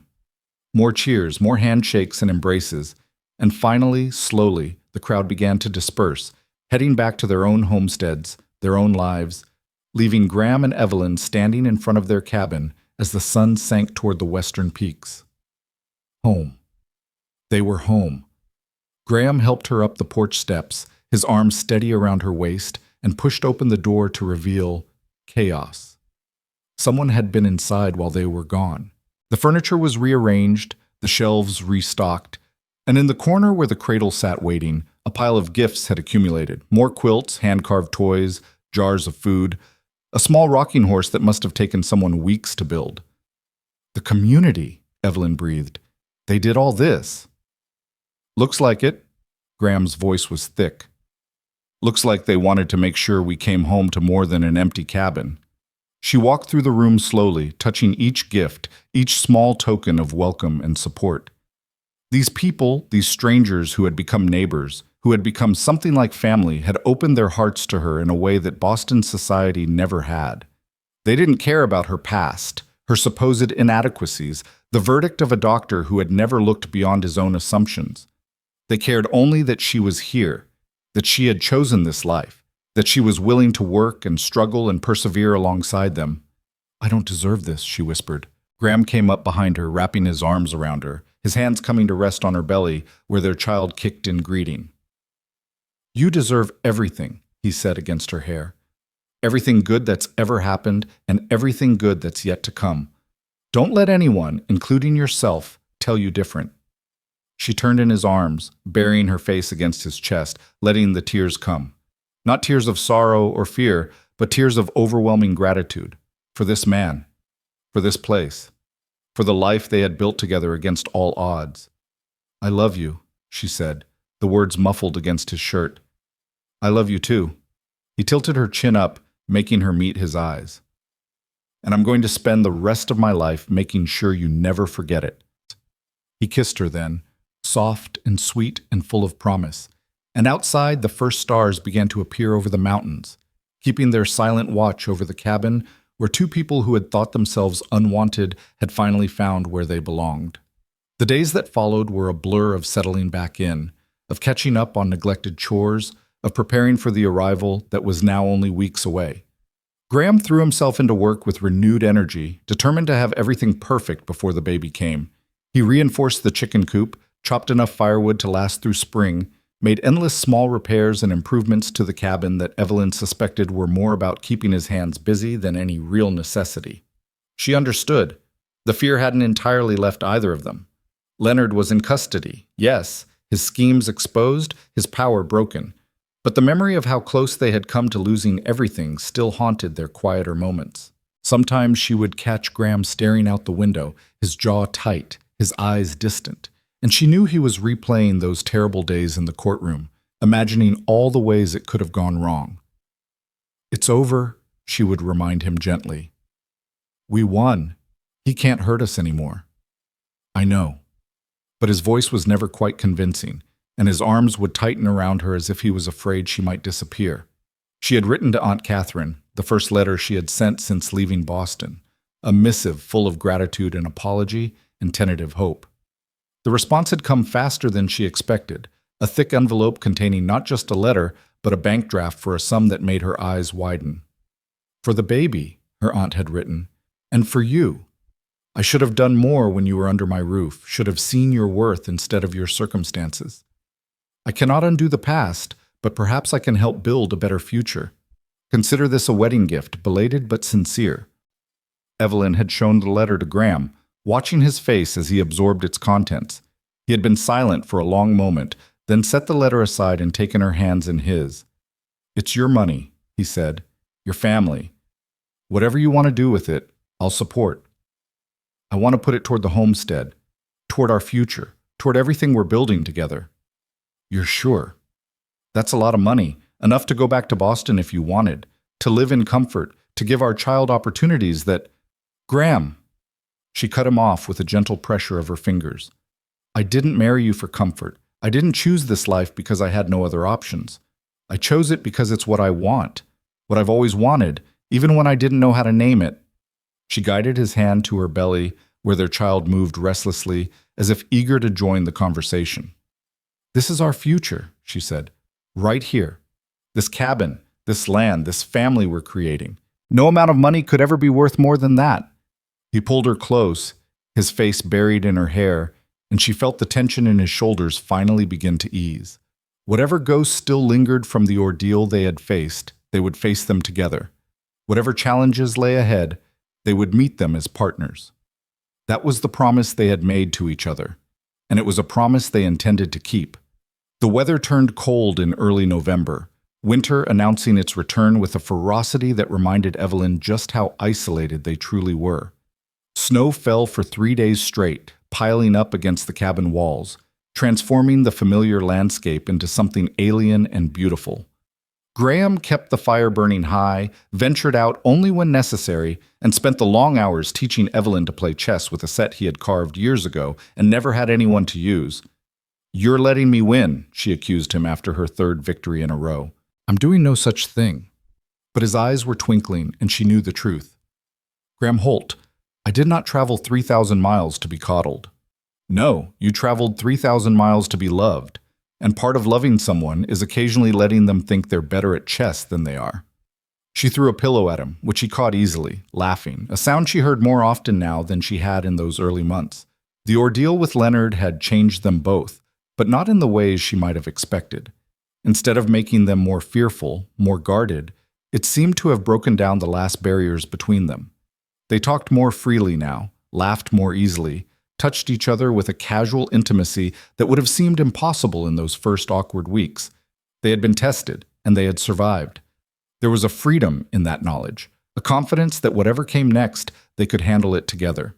The snow let up on the 4th day, and Graham went out to check on the animals while Evelyn started breakfast. She was standing at the stove, stirring a pot of oatmeal, when a sudden cramping sensation seized her belly, so sharp and unexpected that she gasped and gripped the edge of the counter for support. It passed after a moment, leaving her breathless and shaking. She waited, counting heartbeats, but nothing else happened. Just a false alarm, she told herself. The baby was active, that was all. Nothing to worry about. But when it happened again an hour later, and then again, stronger this time, she knew.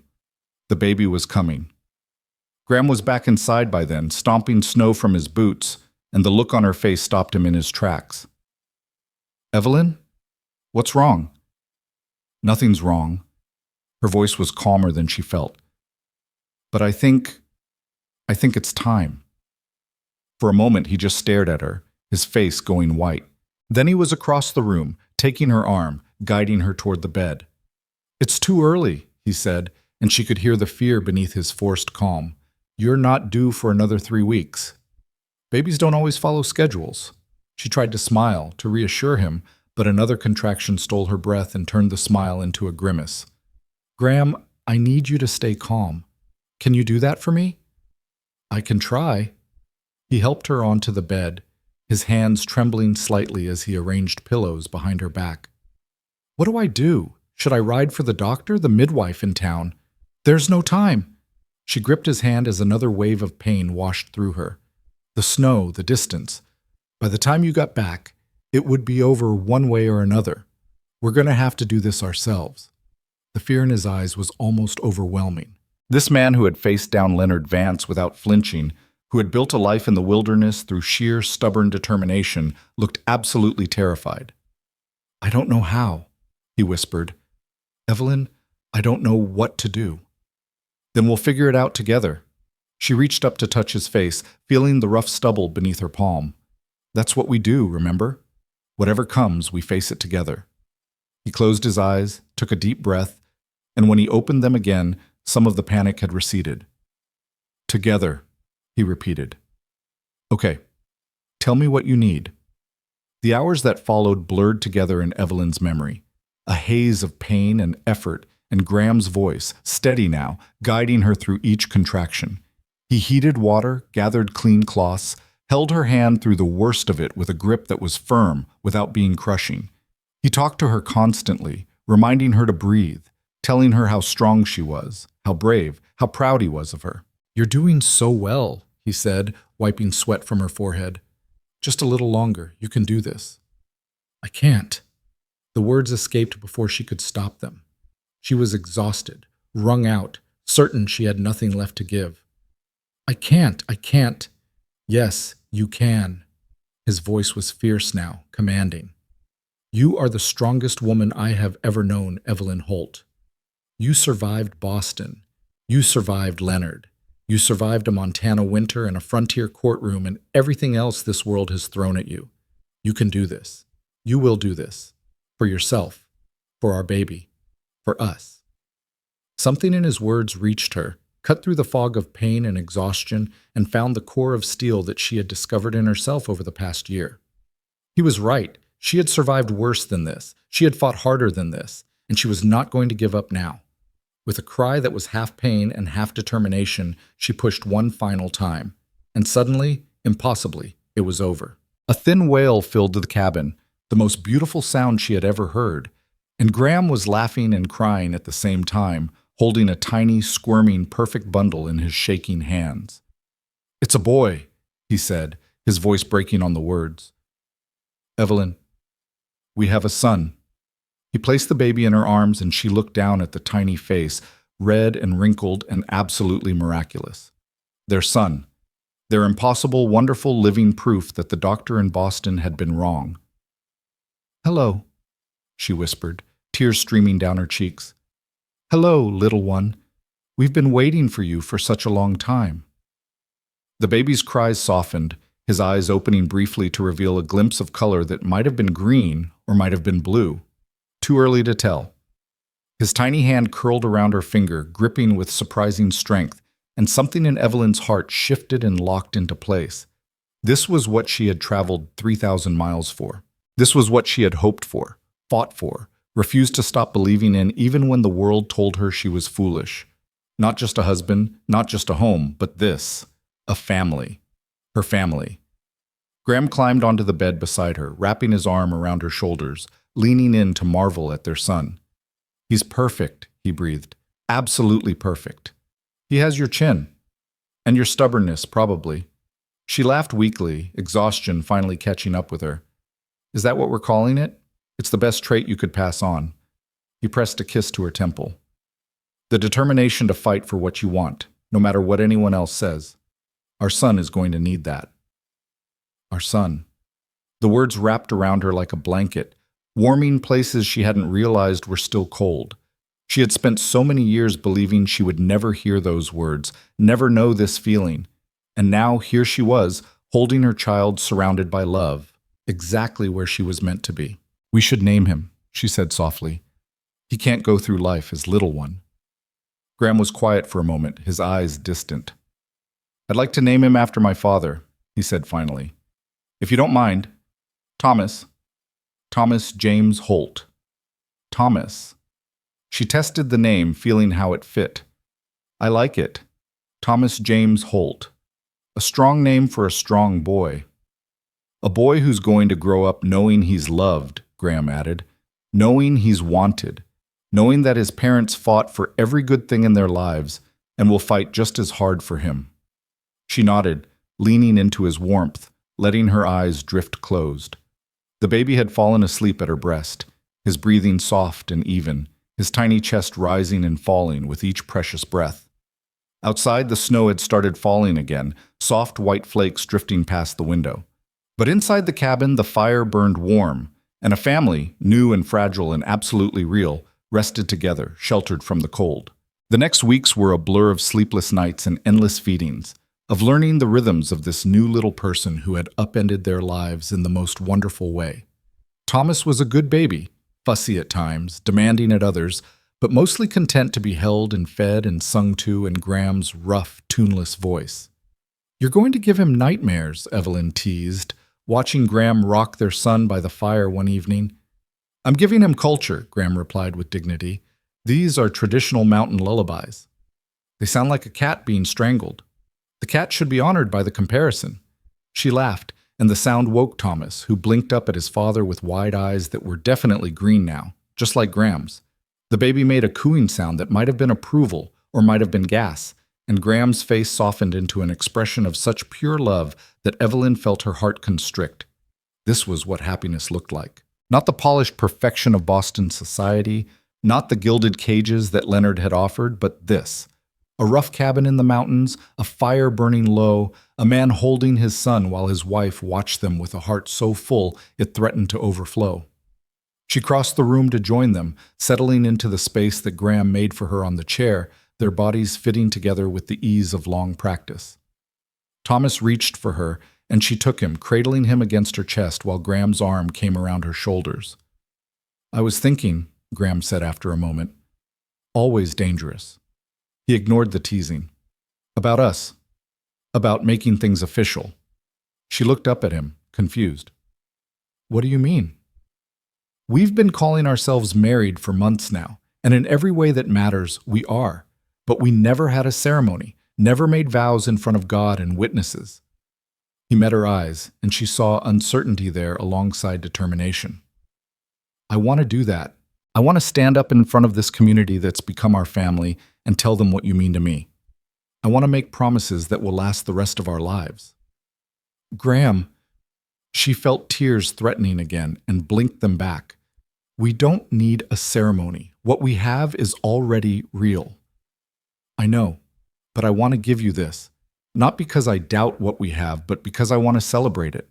I want to mark this moment, this life we've built, this family we've created, with something permanent, something the whole world can see."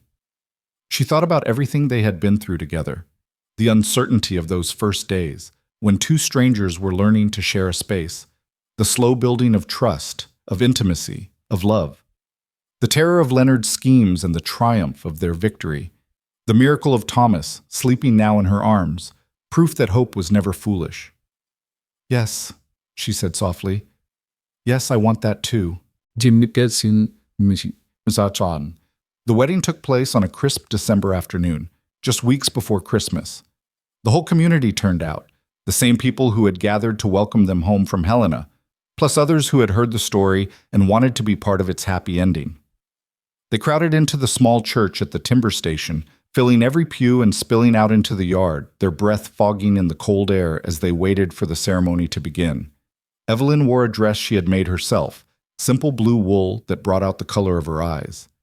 Thomas, bundled in the quilt one of the neighbor women had given them, was held by that same neighbor in the front row, where he slept through most of the proceedings. Graham waited at the altar, dressed in his best clothes, which were still rough by Boston standards, but which Evelyn thought looked absolutely perfect on him. His eyes never left her as she walked down the aisle, and the love in them made her feel more beautiful than any silk gown ever had. The preacher, a circuit rider who passed through every few months, spoke the words of the ceremony, the same words that had been spoken over countless couples before them. But when it came time for the vows, Graham cleared his throat and spoke words of his own. "Evelyn," he said, his voice steady despite the emotion she could see in his eyes, "when you stepped off that stagecoach last spring, I thought I knew what I was getting. A partner to share the work, a companion to ease the loneliness. Maybe, if I was lucky, someone I could learn to care for." He paused, swallowing hard. "I had no idea. No idea that what I was getting was the other half of my soul, the person who would teach me what love really means, the mother of my son, the keeper of my heart, the reason I wake up every morning grateful to be alive." A tear slipped down Evelyn's cheek, and she didn't bother to wipe it away. "I vow to love you," Graham continued, "to honor you, to protect you and provide for you and stand beside you through every storm. I vow to be the husband you deserve, even when I fall short. I vow to cherish our family, the one we've created, and any blessings that may yet come. and I vow to spend every day of the rest of my life proving that you made the right choice when you chose me." The preacher turned to Evelyn, who had to take a moment to find her voice. "Graham," she said finally, "I came to Montana running from a life that had broken me, running from people who saw me as defective, inadequate, unworthy of love. I thought if I could just find somewhere to hide, somewhere I could be useful, I could learn to live with being alone." She reached out to take his hands, feeling their strength, their warmth. "You showed me I was wrong, not just about being alone, but about all of it. You looked at me and saw something I couldn't see in myself, someone worth loving, someone capable of building a life, creating a family, standing firm against whatever the world throws at us." Her voice grew stronger as she continued. "I vow to love you, Graham Holt, to stand beside you in hard times and good times, to be your partner in every sense of the word, to raise our son together and face our future together and never, ever take for granted the gift we've been given." She paused, a small smile playing at the corners of her mouth. "And I vow to keep trying to improve your cooking, because honestly, that stew needs work." Laughter rippled through the church, breaking the tension, and Graham grinned, that crooked boyish grin that still made her heart skip. "By the power vested in me," the preacher declared, "I pronounce you husband and wife. Graham, you may kiss your bride." He did, thoroughly, and the church erupted in cheers and applause as the mountain man and his mail-order bride sealed their promises with a kiss that promised a lifetime. The celebration afterward lasted well into the evening, food and music and dancing, neighbors sharing stories and raising toasts to the happy couple. Thomas woke up and was passed from arm to arm, admired by everyone, declared the handsomest baby in the territory by unanimous consent. Through it all, Evelyn kept finding herself catching Graham's eye across the room, sharing secret smiles, marveling at the path that had brought them here. A year ago, she had been a burden on her aunt, a failed prospect, a woman that nobody wanted. Now she was a wife, a mother, part of a community that had embraced her as one of their own. "Happy?" Graham asked, materializing at her elbow as she stood by the window, watching the stars appear over the mountains. "Deliriously," she admitted. "Good." He wrapped his arms around her from behind, resting his chin on her shoulder. "Because this is only the beginning. We've got a whole lifetime ahead of us, Mrs. Holt, and I intend to make every moment count." She turned in his arms to face him, reaching up to touch his face, that familiar gesture that had become a language of its own between them. "I choose you," she said softly. "Not because of what you want from me or what you can give me, but because of who you are with me, the person I become when I'm by your side." He kissed her forehead, then her cheeks, then finally her lips, soft, sweet, full of promise. "Let's go home," he murmured against her mouth. And they did. Home to their cabin in the mountains, their son sleeping peacefully in Evelyn's arms, their future stretching before them like the endless sky.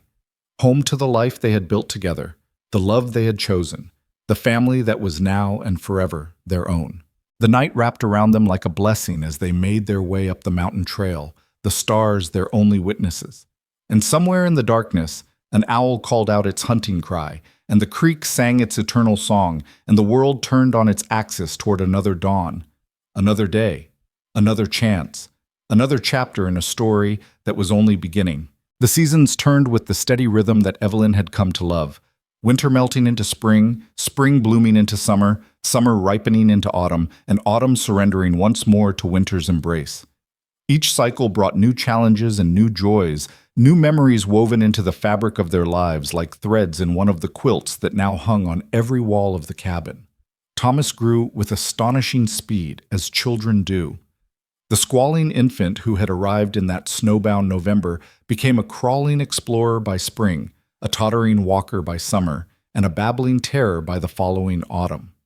He had Graham's green eyes and Evelyn's determined chin, and a personality that seemed to combine the best and most challenging aspects of both his parents.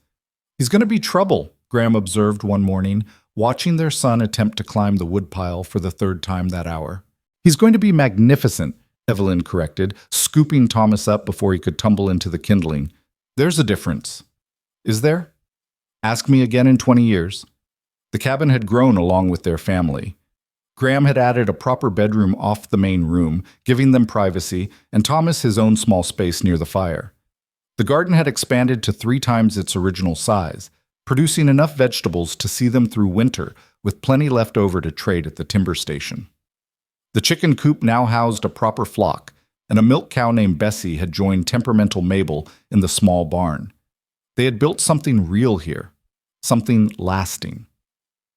And every day, Evelyn marveled at how far they had come from those uncertain first weeks when 2 strangers had circled each other like wary animals, afraid to hope for too much. The letter from Aunt Catherine arrived on Thomas's first birthday, carried by a rider who had made the long journey from Helena specifically to deliver it. Evelyn recognized her aunt's careful handwriting on the envelope and felt a flutter of apprehension as she broke the seal. "What is it?" Graham asked, seeing her expression change as she read. "She's dying." The words came out flat, numb. "Cancer, the doctors say. She has perhaps 6 months." Graham set down the harness he had been mending and crossed the room to her side. "I'm sorry, Evelyn. She wants to see me, to meet Thomas before—" She couldn't finish the sentence. "She's asking me to come to Boston." The silence that followed was heavy with implications. Boston, 3,000 miles away, the city she had fled, the society that had rejected her, the world she had thought she would never see again. "What do you want to do?" Graham asked carefully.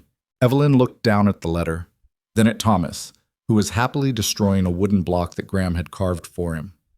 She thought about the aunt who had taken her in when she had nowhere else to go, who had provided for her even when resources were scarce, who had ultimately saved their homestead by alerting the marshal to Leonard's schemes. "I need to go," she said finally. "Not for long, just long enough to say goodbye, to let her meet her great-nephew, to—" She swallowed hard. "To thank her. For everything." Graham nodded slowly.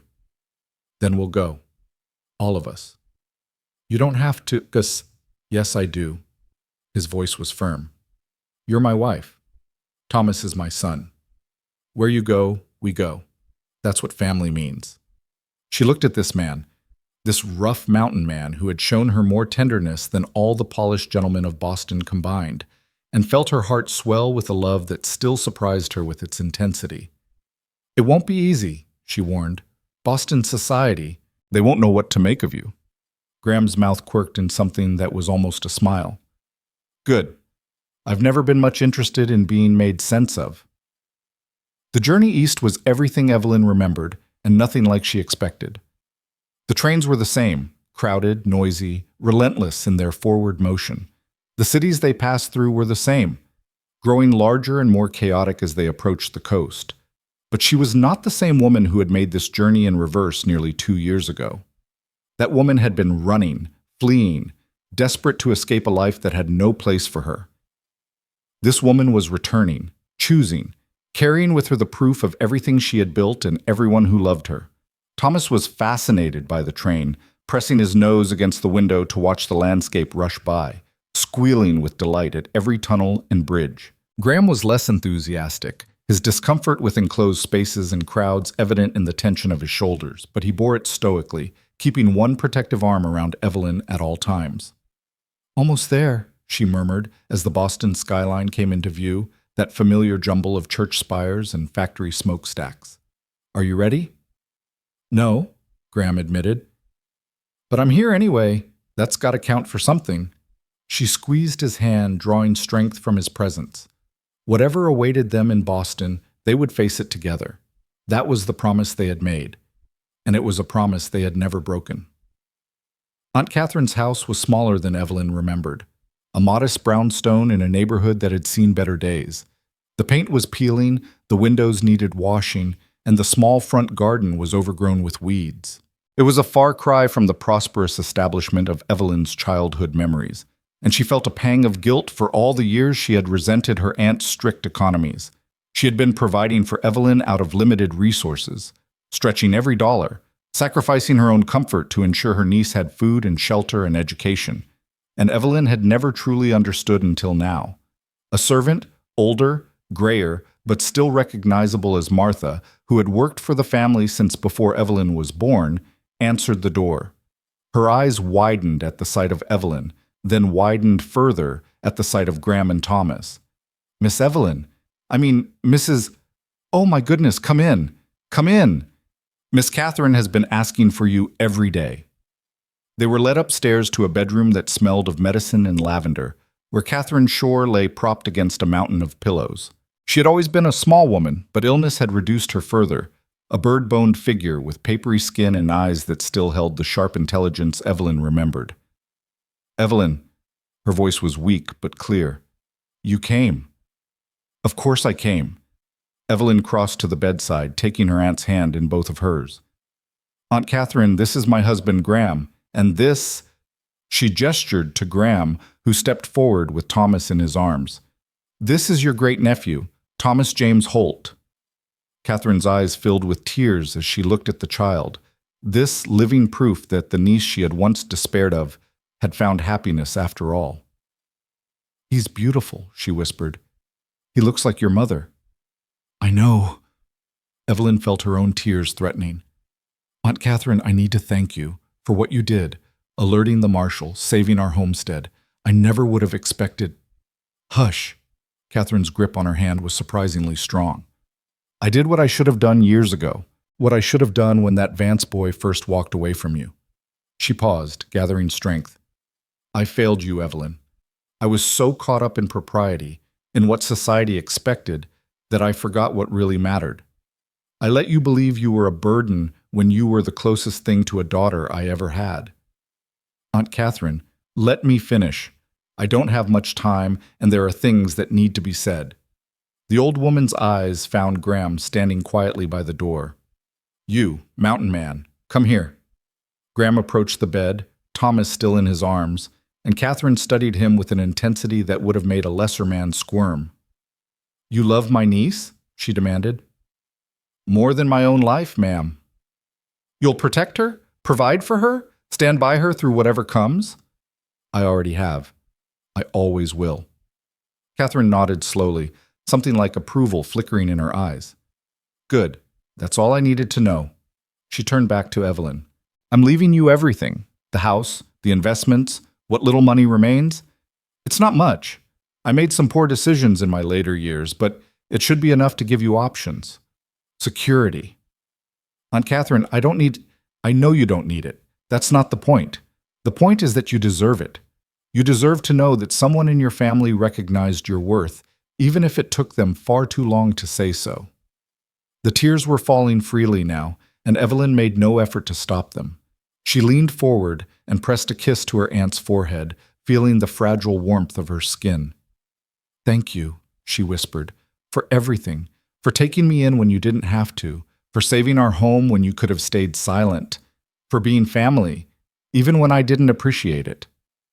Family is what we choose, Catherine said softly. I learned that too late. But you... She looked at Graham, at Thomas, at the love that surrounded them like a visible force. You've learned it just in time. They stayed in Boston for 3 weeks. 3 weeks of sitting by Catherine's bedside, sharing stories of the life Evelyn had built in Montana. 3 weeks of watching her aunt fall in love with Thomas, who seemed to understand instinctively that this frail woman needed gentleness, and would sit quietly in her lap while she stroked his hair and told him stories of his grandmother and grandfather and all the Shores who had come before. 3 weeks of reconciliation, of forgiveness, of healing wounds that Evelyn hadn't even realized she was still carrying. Graham bore it all with patience that amazed her. He was out of his element in this city of brick and cobblestone, surrounded by people who looked at his rough clothes and weathered hands with barely concealed disdain. But he never complained, never suggested they cut the visit short, never did anything but support Evelyn through every difficult moment. She's lucky to have you, he said one night, as they lay in the narrow guest bed, Thomas sleeping between them. Your aunt. Lucky that you came, that you forgave her. She saved our home. She saved our family. How could I not forgive her? Some people couldn't. Some people would have held on to the old hurts, let them fester. But not you. He reached across their sleeping son to touch her face. You have a gift for forgiveness, Evelyn. It's one of the things I love most about you. She turned her face to kiss his palm. I learned it from you. From the way you forgave me for not telling you the truth about the doctor's verdict. From the way you forgive me every day for being less than perfect. You're not less than perfect. You're exactly the right amount of imperfect. He smiled in the darkness. That's what makes you human. That's what makes you mine. Catherine Shore died on a Tuesday morning, with Evelyn holding one hand and Thomas sitting on the bed beside her, his small fingers wrapped around her other hand. She went peacefully, her eyes fixed on the child who represented everything she had once feared Evelyn would never have. Tell him, she whispered, her voice barely audible. Tell him about the Shores, about where he comes from, about the family that loved him before he was even born. I will, Evelyn promised. I'll tell him everything. A small smile crossed Catherine's face. Good. That's good. Her eyes drifted closed. I'm tired now. I think I'll rest. She didn't open them again. The funeral was small. A handful of old friends, a few distant relatives Evelyn barely remembered, the faithful Martha who had cared for Catherine until the end. Graham stood beside her throughout, a solid presence that kept her anchored when grief threatened to sweep her away. Afterward, as they sorted through Catherine's belongings and prepared to close up the house, Evelyn found a box in the back of a closet. Inside were photographs she had never seen, her mother as a young woman, her father on their wedding day, baby Evelyn in christening clothes, surrounded by family members who had loved her even if she'd been too young to remember. And at the bottom of the box, a letter, addressed to her in her mother's handwriting. My dearest Evelyn, it read, if you are reading this, it means I am gone and you have grown into the woman I always knew you would become. I want you to know that whatever happens in your life, whatever choices you make, whatever paths you follow, you are loved, you have always been loved, and you will always, always be enough. Evelyn read the letter 3 times, tears streaming down her face, before she was able to share it with Graham. He listened in silence, his arm around her shoulders, and when she finished, he simply held her while she cried. For her mother, for her aunt, for all the love that had surrounded her even when she couldn't see it. We should go home, she said finally, wiping her eyes. Back to Montana, back to our life. Are you sure? There's no rush. If you need more time, I'm sure. She looked around the small parlor, at the faded wallpaper and the worn furniture, and felt a wave of gratitude for everything this house represented. This was where I came from, but it's not where I belong anymore. She thought of their cabin in the mountains, with its handmade furniture and its view of the endless sky. She thought of their garden, their animals, their neighbors who had become family. She thought of the life they had built together, one day at a time, through hardship and hope and stubborn refusal to give up. Home is where you are, she said softly, looking at Graham. Home is where our family is. Let's go home.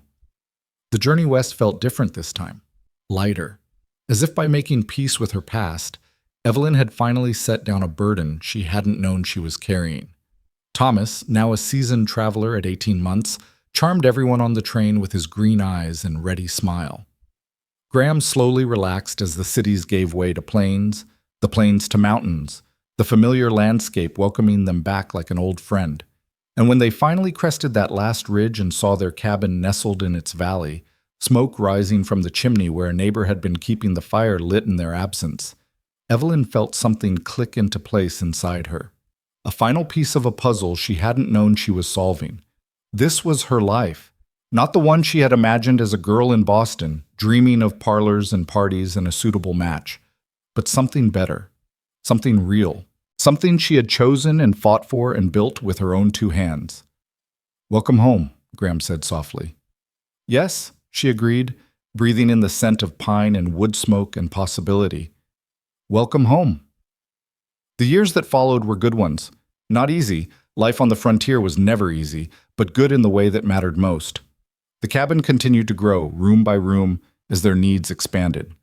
The homestead prospered, their hard work finally paying off in abundant harvests and healthy livestock.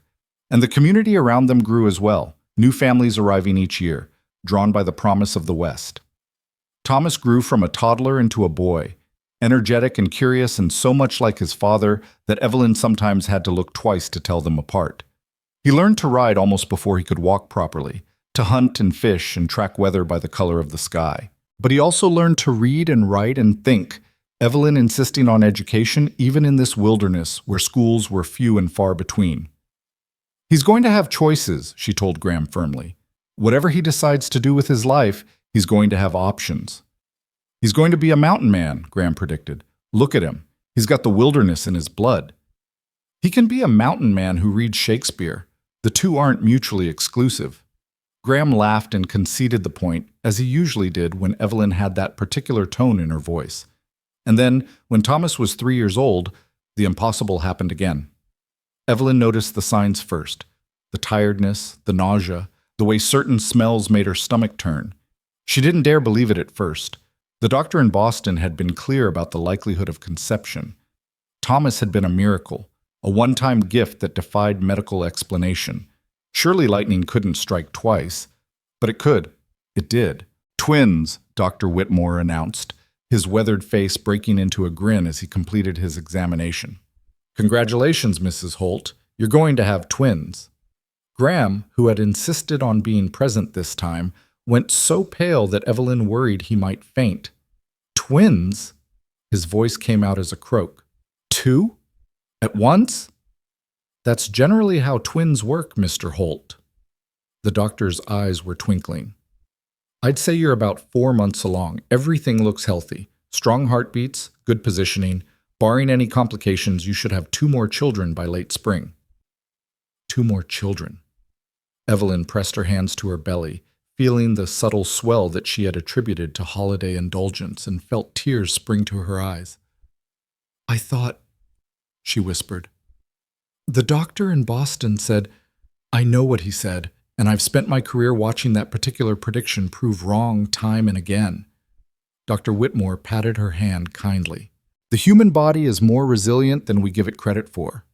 And sometimes, Mrs. Holt, when the conditions are right, when a person is loved and safe and happy, the body heals itself in ways we don't fully understand. Loved, safe, happy. Yes, she was all of those things. Had been all of those things since the day Graham Holt had met her at that timber station and looked at her like she was something precious instead of something broken. I need to sit down, Graham said faintly. There's a chair right behind you, dear, Evelyn said, her tears giving way to laughter. Try not to miss it. He didn't miss it, but it was a near thing. He sat there, staring at nothing, while Evelyn thanked the doctor and gathered her things. Finally, as they climbed into the wagon for the journey home, he found his voice. Twins, he said again, as if repeating the word might help it make sense. Twins, she confirmed. We're going to need a bigger cabin. Yes. And more livestock.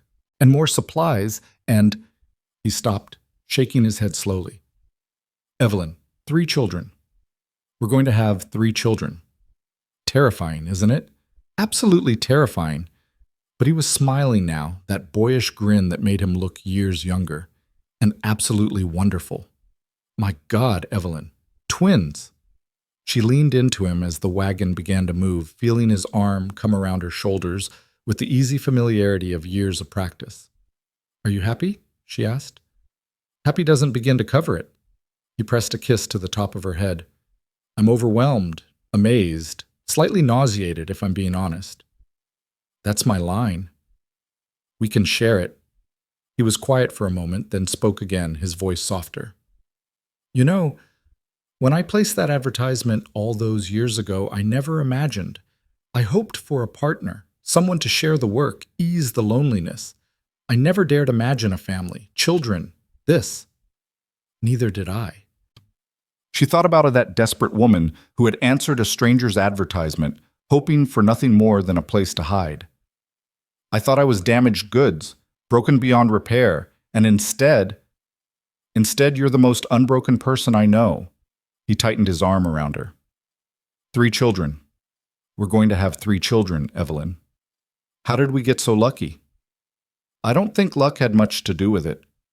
She placed her hand over his heart, feeling its steady beat beneath her palm. I think we fought for every good thing we have. I think we chose each other and kept choosing each other, every day, even when it was hard. I think we built something that luck couldn't give us, and fate couldn't take away. You're getting philosophical in your old age. I'm 29. Ancient by frontier standards. She swatted at him, and he caught her hand, bringing it to his lips. They rode the rest of the way home in companionable silence, the mountains rising around them like guardians, the sky stretching endlessly above. 3 children. A family. A life beyond anything either of them had dared to imagine, and it was only the beginning. The twins arrived in early May, just as the wildflowers were beginning to bloom in the mountain meadows. Girls, both of them, identical in every way, from their dark hair to their tiny fingers to the way they cried in perfect unison. Elizabeth and Margaret, Evelyn announced, one baby in each arm, as Graham looked on with an expression of terrified wonder. After my mother and yours. They're so small, he whispered. How can anything be so small? They'll grow. She smiled down at her daughters, these unexpected gifts that had completed their family in ways she hadn't known it needed completing. They'll grow and they'll run us ragged, and someday they'll leave to build their own lives. But right now, they're ours. Perfectly, completely ours. Thomas, now 4 years old and deeply skeptical of these new arrivals who had disrupted his position as the center of attention, peered into the cradle with suspicion. They don't do anything, he observed. They just cry and sleep and eat. That's all babies do at first, Graham explained. You did the same thing when you were their age. No, I didn't, Thomas was certain. I was never a baby. I was always big. You were exactly this small. Smaller, maybe. You're making that up. Evelyn laughed, the sound mixing with the baby's cries and Thomas's protests and Graham's patient explanations, a symphony of family life, chaotic and beautiful and absolutely perfect. The years continued to turn, as they always do. Thomas grew tall and strong, with his father's green eyes and his mother's determination. Elizabeth and Margaret grew too, developing distinct personalities despite their identical faces. Elizabeth quiet and studious, Margaret adventurous and bold. The cabin expanded again and again until it was more house than cabin, a proper homestead that would have amazed the Graham Holt who had placed that lonely advertisement so many years ago. The community around them flourished as well. The timber station became a proper town, with a school and a church and shops that sold things Evelyn had once thought she would never see again. New neighbors arrived, families drawn by the same promise that had brought Evelyn west, the promise of a fresh start, a new beginning, a chance to build something from nothing. And through it all, Graham and Evelyn remained at the center of their own small world, their love deepening and strengthening with each passing year. They weathered difficulties as every family does, illnesses and injuries, lean years and hard winters, the 1,000 small crises that make up a life. But they weathered them together, as they had promised they would, and they emerged stronger for having survived. On the 20th anniversary of Evelyn's arrival in Montana, Graham took her up to the ridge where Mary was buried, where they could look out over the valley that had become their kingdom. The children were nearly grown now. Thomas, a young man of 19, the twins, graceful young women of 16, and the homestead below them was a testament to 2 decades of work and love and stubborn hope. I have something for you, Graham said, reaching into his pocket. He produced a small wooden box, simply made but beautifully finished. Inside, nestled on a bed of velvet, was a ring, gold, with a small diamond that caught the afternoon light. I know it's late, he said, almost shyly. 20 years late if we're being technical, but I wanted to give you something to mark this day. Something to show you what you've meant to me all these years. Evelyn took the ring with trembling hands, watching the diamond sparkle. Graham, this must have cost... Don't. He placed his finger gently over her lips. Don't think about the cost. Think about what it represents. 20 years of marriage. 3 children. A life I never imagined I could have. That's worth more than any ring, but I wanted to give you something tangible, something you could wear and see and touch, to remind you every day that you are loved. She slid the ring onto her finger, where it gleamed beside the simple band he had given her on their wedding day. A perfect fit. I don't need reminders, she said softly. I see it every day. In the way you look at me across the breakfast table, in the way you still reach for me in the night, in the way you've been my partner, my protector, my best friend for 20 years. Is that enough? After everything you gave up to be here? She thought about Boston, about the life she might have had if she had stayed. The parties, the society, the comfortable prison of other people's expectations. She thought about Leonard Vance, about the man who had called her worthless and then spent years trying to claim her when he realized his mistake. She thought about all the paths she hadn't taken, all the choices she hadn't made. "I didn't give up anything," she said finally. "I gained everything. A home, a family, a love that I thought I would never find." She reached up to touch his face, feeling the lines that 20 years of mountain living had etched around his eyes. "If I had to do it all over again, every hardship, every struggle, every moment of doubt, I would do it in a heartbeat, because it led me here, to you, to us." He pulled her close, and they stood together on the ridge, looking out over the valley as the sun began its slow descent toward the western peaks. Below them, they could see their home, the cabin that had grown into a house, the gardens that now stretched across acres, the children who were even now going about the business of their lives. "Do you remember," Graham said quietly, "the first question you asked me? On the ride from the timber station? I asked why you wanted a wife. You did, and I told you I was tired of being lonely, that I wanted a partner, someone to build a life with." He turned her to face him, his green eyes bright with emotion. "I didn't know the half of it, Evelyn. I didn't know what it would feel like to have someone who truly understood me, someone who could see past the rough edges to the man underneath, someone who would stand beside me through Leonard's schemes and lean winters and all the thousand challenges we've faced. And now? Now I know. Now I understand what I was really asking for when I placed that advertisement." He smiled, that crooked smile she had loved for 20 years. "I was asking for you, I just didn't know it yet."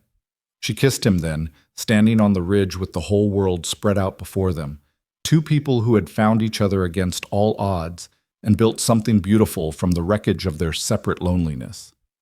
When they finally pulled apart, the sun had nearly set, painting the sky in shades of orange and pink and gold.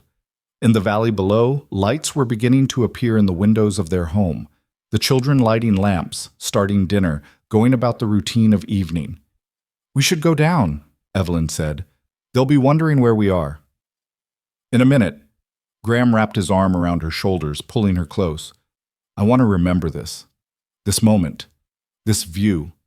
This feeling of perfect happiness. We'll have other moments, other views, other feelings. I know, but none of them will be exactly like this one." He pressed a kiss to her temple. 20 years, Evelyn. 20 years since you stepped off that stagecoach and changed my life forever. I want to hold on to this moment a little longer." So they stood there, watching the stars appear one by one over the mountains, feeling the evening air cool around them, savoring the gift of time and love and family. The past stretched behind them, a long road of struggles and triumphs, of fears overcome and dreams realized. And the future stretched ahead, full of possibilities they couldn't yet imagine. But in that moment, there was only the present. Only the two of them, together, exactly where they belonged. When they finally made their way down the ridge, hand in hand, the children were waiting for them on the porch. Thomas with his easy smile, the twins with their matching expressions of affectionate exasperation. "We were about to send out a search party," Margaret declared. "Your mother and I were watching the sunset," Graham said. "Married couples are allowed to do that occasionally." "You've been watching the sunset for 20 years, Thomas observed. "You'd think you'd be tired of it by now." "Never." Evelyn looked at her children, these three miracles who had grown from impossible dreams into vibrant, wonderful people. Some things never get old, some things only get more beautiful with time. She felt Graham's hand tighten on hers, knew he understood what she really meant. "Come inside," Elizabeth said, the practical one. "Dinner's almost ready, and we have something to tell you." They filed into the house that had started as a rough cabin and grown into a home, that had sheltered them through blizzards and heartaches and all the mundane miracles of daily life. The table was set, the food was warm, and their family gathered around it with the comfortable ease of long practice. Thomas cleared his throat. "Mother, Father, we've been talking, the three of us, about the future." Evelyn felt a flutter of apprehension. The children were growing up. Soon they would want to make their own lives, find their own paths. It was natural, inevitable, but the thought of their departure left an ache in her heart. "We know you've spent 20 years building this place," Thomas continued, "sacrificing for us, working for us, giving us everything we needed. And now," he glanced at his sisters, who nodded encouragingly, "now we want to do the same for you." "What do you mean?" Graham asked. "We want to take over the homestead." Margaret's eyes were bright with excitement. "All three of us. We want to work this land, expand it, build on everything you've created. Not to replace you, never that, but to carry it forward, to make sure that everything you fought for continues." "Thomas is going to handle the livestock and the timber contracts," Elizabeth added. "Margaret and I are going to manage the farm and the household. We've been planning it for months, working out the details. We want you to be able to rest, to enjoy the life you've built instead of constantly working to maintain it." Evelyn looked at Graham, saw the emotion swimming in his eyes, knew it matched her own. "You don't have to decide anything now," Thomas said quickly. "We just wanted you to know that your legacy is safe, that everything you worked for, the land, the home, the family, it's going to continue. It's going to thrive." "Oh, my darlings," Evelyn's voice broke on the words. She rose from her seat and gathered all three of them into an embrace that was awkward and wonderful and full of 20 years of love. Of course we'll think about it, but right now I just want you to know how proud I am, how proud we both are, of all of you." "We learned from the best," Margaret mumbled against her shoulder. "You certainly did." Graham joined the embrace, his long arms wrapping around his entire family. "The very best." They stayed like that for a long moment, 5 people, 1 family, bound together by blood and choice and 20 years of shared history. Then, with the ease of long practice, they separated and returned to their seats, to their meal, to the comfortable rhythm of family dinner. But something had shifted. Something had clicked into place, completing a picture that had been forming for 2 decades. They had built something that would last, something that would continue long after they were gone. A legacy of love and perseverance passed from generation to generation. That night, after the children had gone to their beds, Graham and Evelyn sat together on the porch, wrapped in a quilt against the autumn chill. The stars blazed overhead, more stars than Evelyn had ever seen in Boston, more stars than she had ever imagined existed. "Remember what you said to me once?" Graham asked softly. "On our wedding day?" "I said a lot of things on our wedding day. I was quite emotional." "You said you chose me, not because of what I wanted from you or what I could give you, but because of who I am with you." "I remember. I've been thinking about that, about all the choices we've made, all the paths that led us here." He was quiet for a moment. "When you answered my advertisement, you were looking for a place to hide, a refuge from everything that had hurt you. I was. And I was looking for someone to share the work, to make the loneliness bearable." He turned to look at her, his green eyes reflecting the starlight. "Neither of us was looking for love. Neither of us was looking for this." "No," she agreed. "We were both too scared to look for this. But we found it anyway.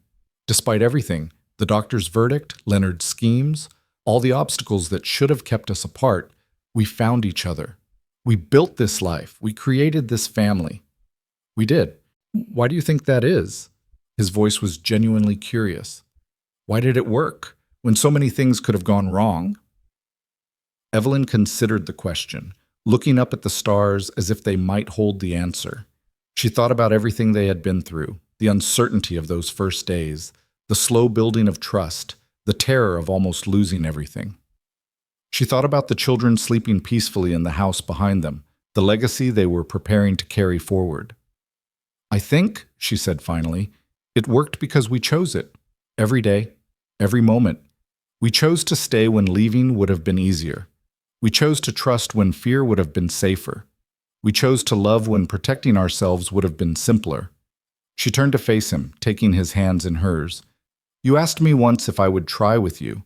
Not can you give me children, but will you try?" And I said yes. I said yes to trying, to hoping, to risking my heart on something that might never work. She squeezed his hands. "That's the secret, I think. Not the trying itself, but the willingness to try. The courage to keep choosing each other day after day, year after year, even when it's hard. Even when it's hard, he echoed softly. That's not easy. No, but it's worth it. Every struggle, every sacrifice, every moment of doubt, worth it 1,000 times over. He pulled her close, wrapping his arms around her, and they sat together watching the stars wheel overhead. The night was cold, but they were warm. The world was vast, but they had carved out their own small corner of it. The future was uncertain, but they had each other. Evelyn, Graham said after a long while. Thank you. For what? For answering my advertisement, for stepping off that stagecoach, for giving me a chance when you had every reason to run. His voice was rough with emotion. For 20 years of partnership, for 3 children, for making this cabin a home and this mountain a kingdom, for loving me. She tilted her face up to kiss him, soft and sweet and full of all the words she couldn't quite say. Thank you for seeing me, she whispered against his lips, for wanting me when no one else did, for proving that the doctor was wrong and Leonard was wrong and everyone who ever made me feel worthless was wrong. You were never worthless. You were always precious. They were just too blind to see it. So were you. She smiled, touching his face. Precious, I mean. Hidden away up here on your mountain, convinced you didn't deserve love. But you did. You always did. I know that now. He kissed her forehead. You taught me. They sat together until the cold finally drove them inside, moving through the quiet house to the bedroom they had shared for 2 decades. They fell asleep wrapped in each other's arms, as they had every night for 20 years, the familiar comfort of each other's presence better than any blanket. And outside, the stars continued their eternal dance over the mountains, keeping watch over a cabin that had become a home, over children who had become a legacy, over a love story that had defied every odd and overcome every obstacle to reach its perfect, complete ending. No sequel needed, no continuation required, just 2 people who had found each other against all odds, built a life together, and lived happily, truly, completely, blessedly happily, for all the days that followed. When Thomas asked his mother years later why she had taken such an enormous risk, traveling 3,000 miles to marry a stranger based on nothing but a few letters and a hope, Evelyn smiled and took her son's hand. Because sometimes, she said, the biggest risks lead to the biggest rewards. And sometimes, when you're brave enough to reach for what you want, the universe reaches back. She looked out the window at the valley that had been her home for so long, at the mountains that had witnessed her transformation from a broken woman to a beloved wife and mother. Your father asked me once if I would try with him, and I said yes. That yes changed everything. Would you do it again? Thomas asked. Knowing everything you know now? Evelyn thought about the journey, the fear, the hope, the heartbreak, the joy, the stagecoach that had carried her to a new life, the man who had waited for her with patient hope, the children who had made her world complete. In a heartbeat, she said, without hesitation, 1,000 times yes. And in the distance, as if in answer, the mountain wind carried the sound of laughter, Graham playing with the grandchildren who had begun to arrive, the next generation of Holts already learning to love this land that had given their family so much. A complete story, a perfect ending, a love that would echo through generations to come.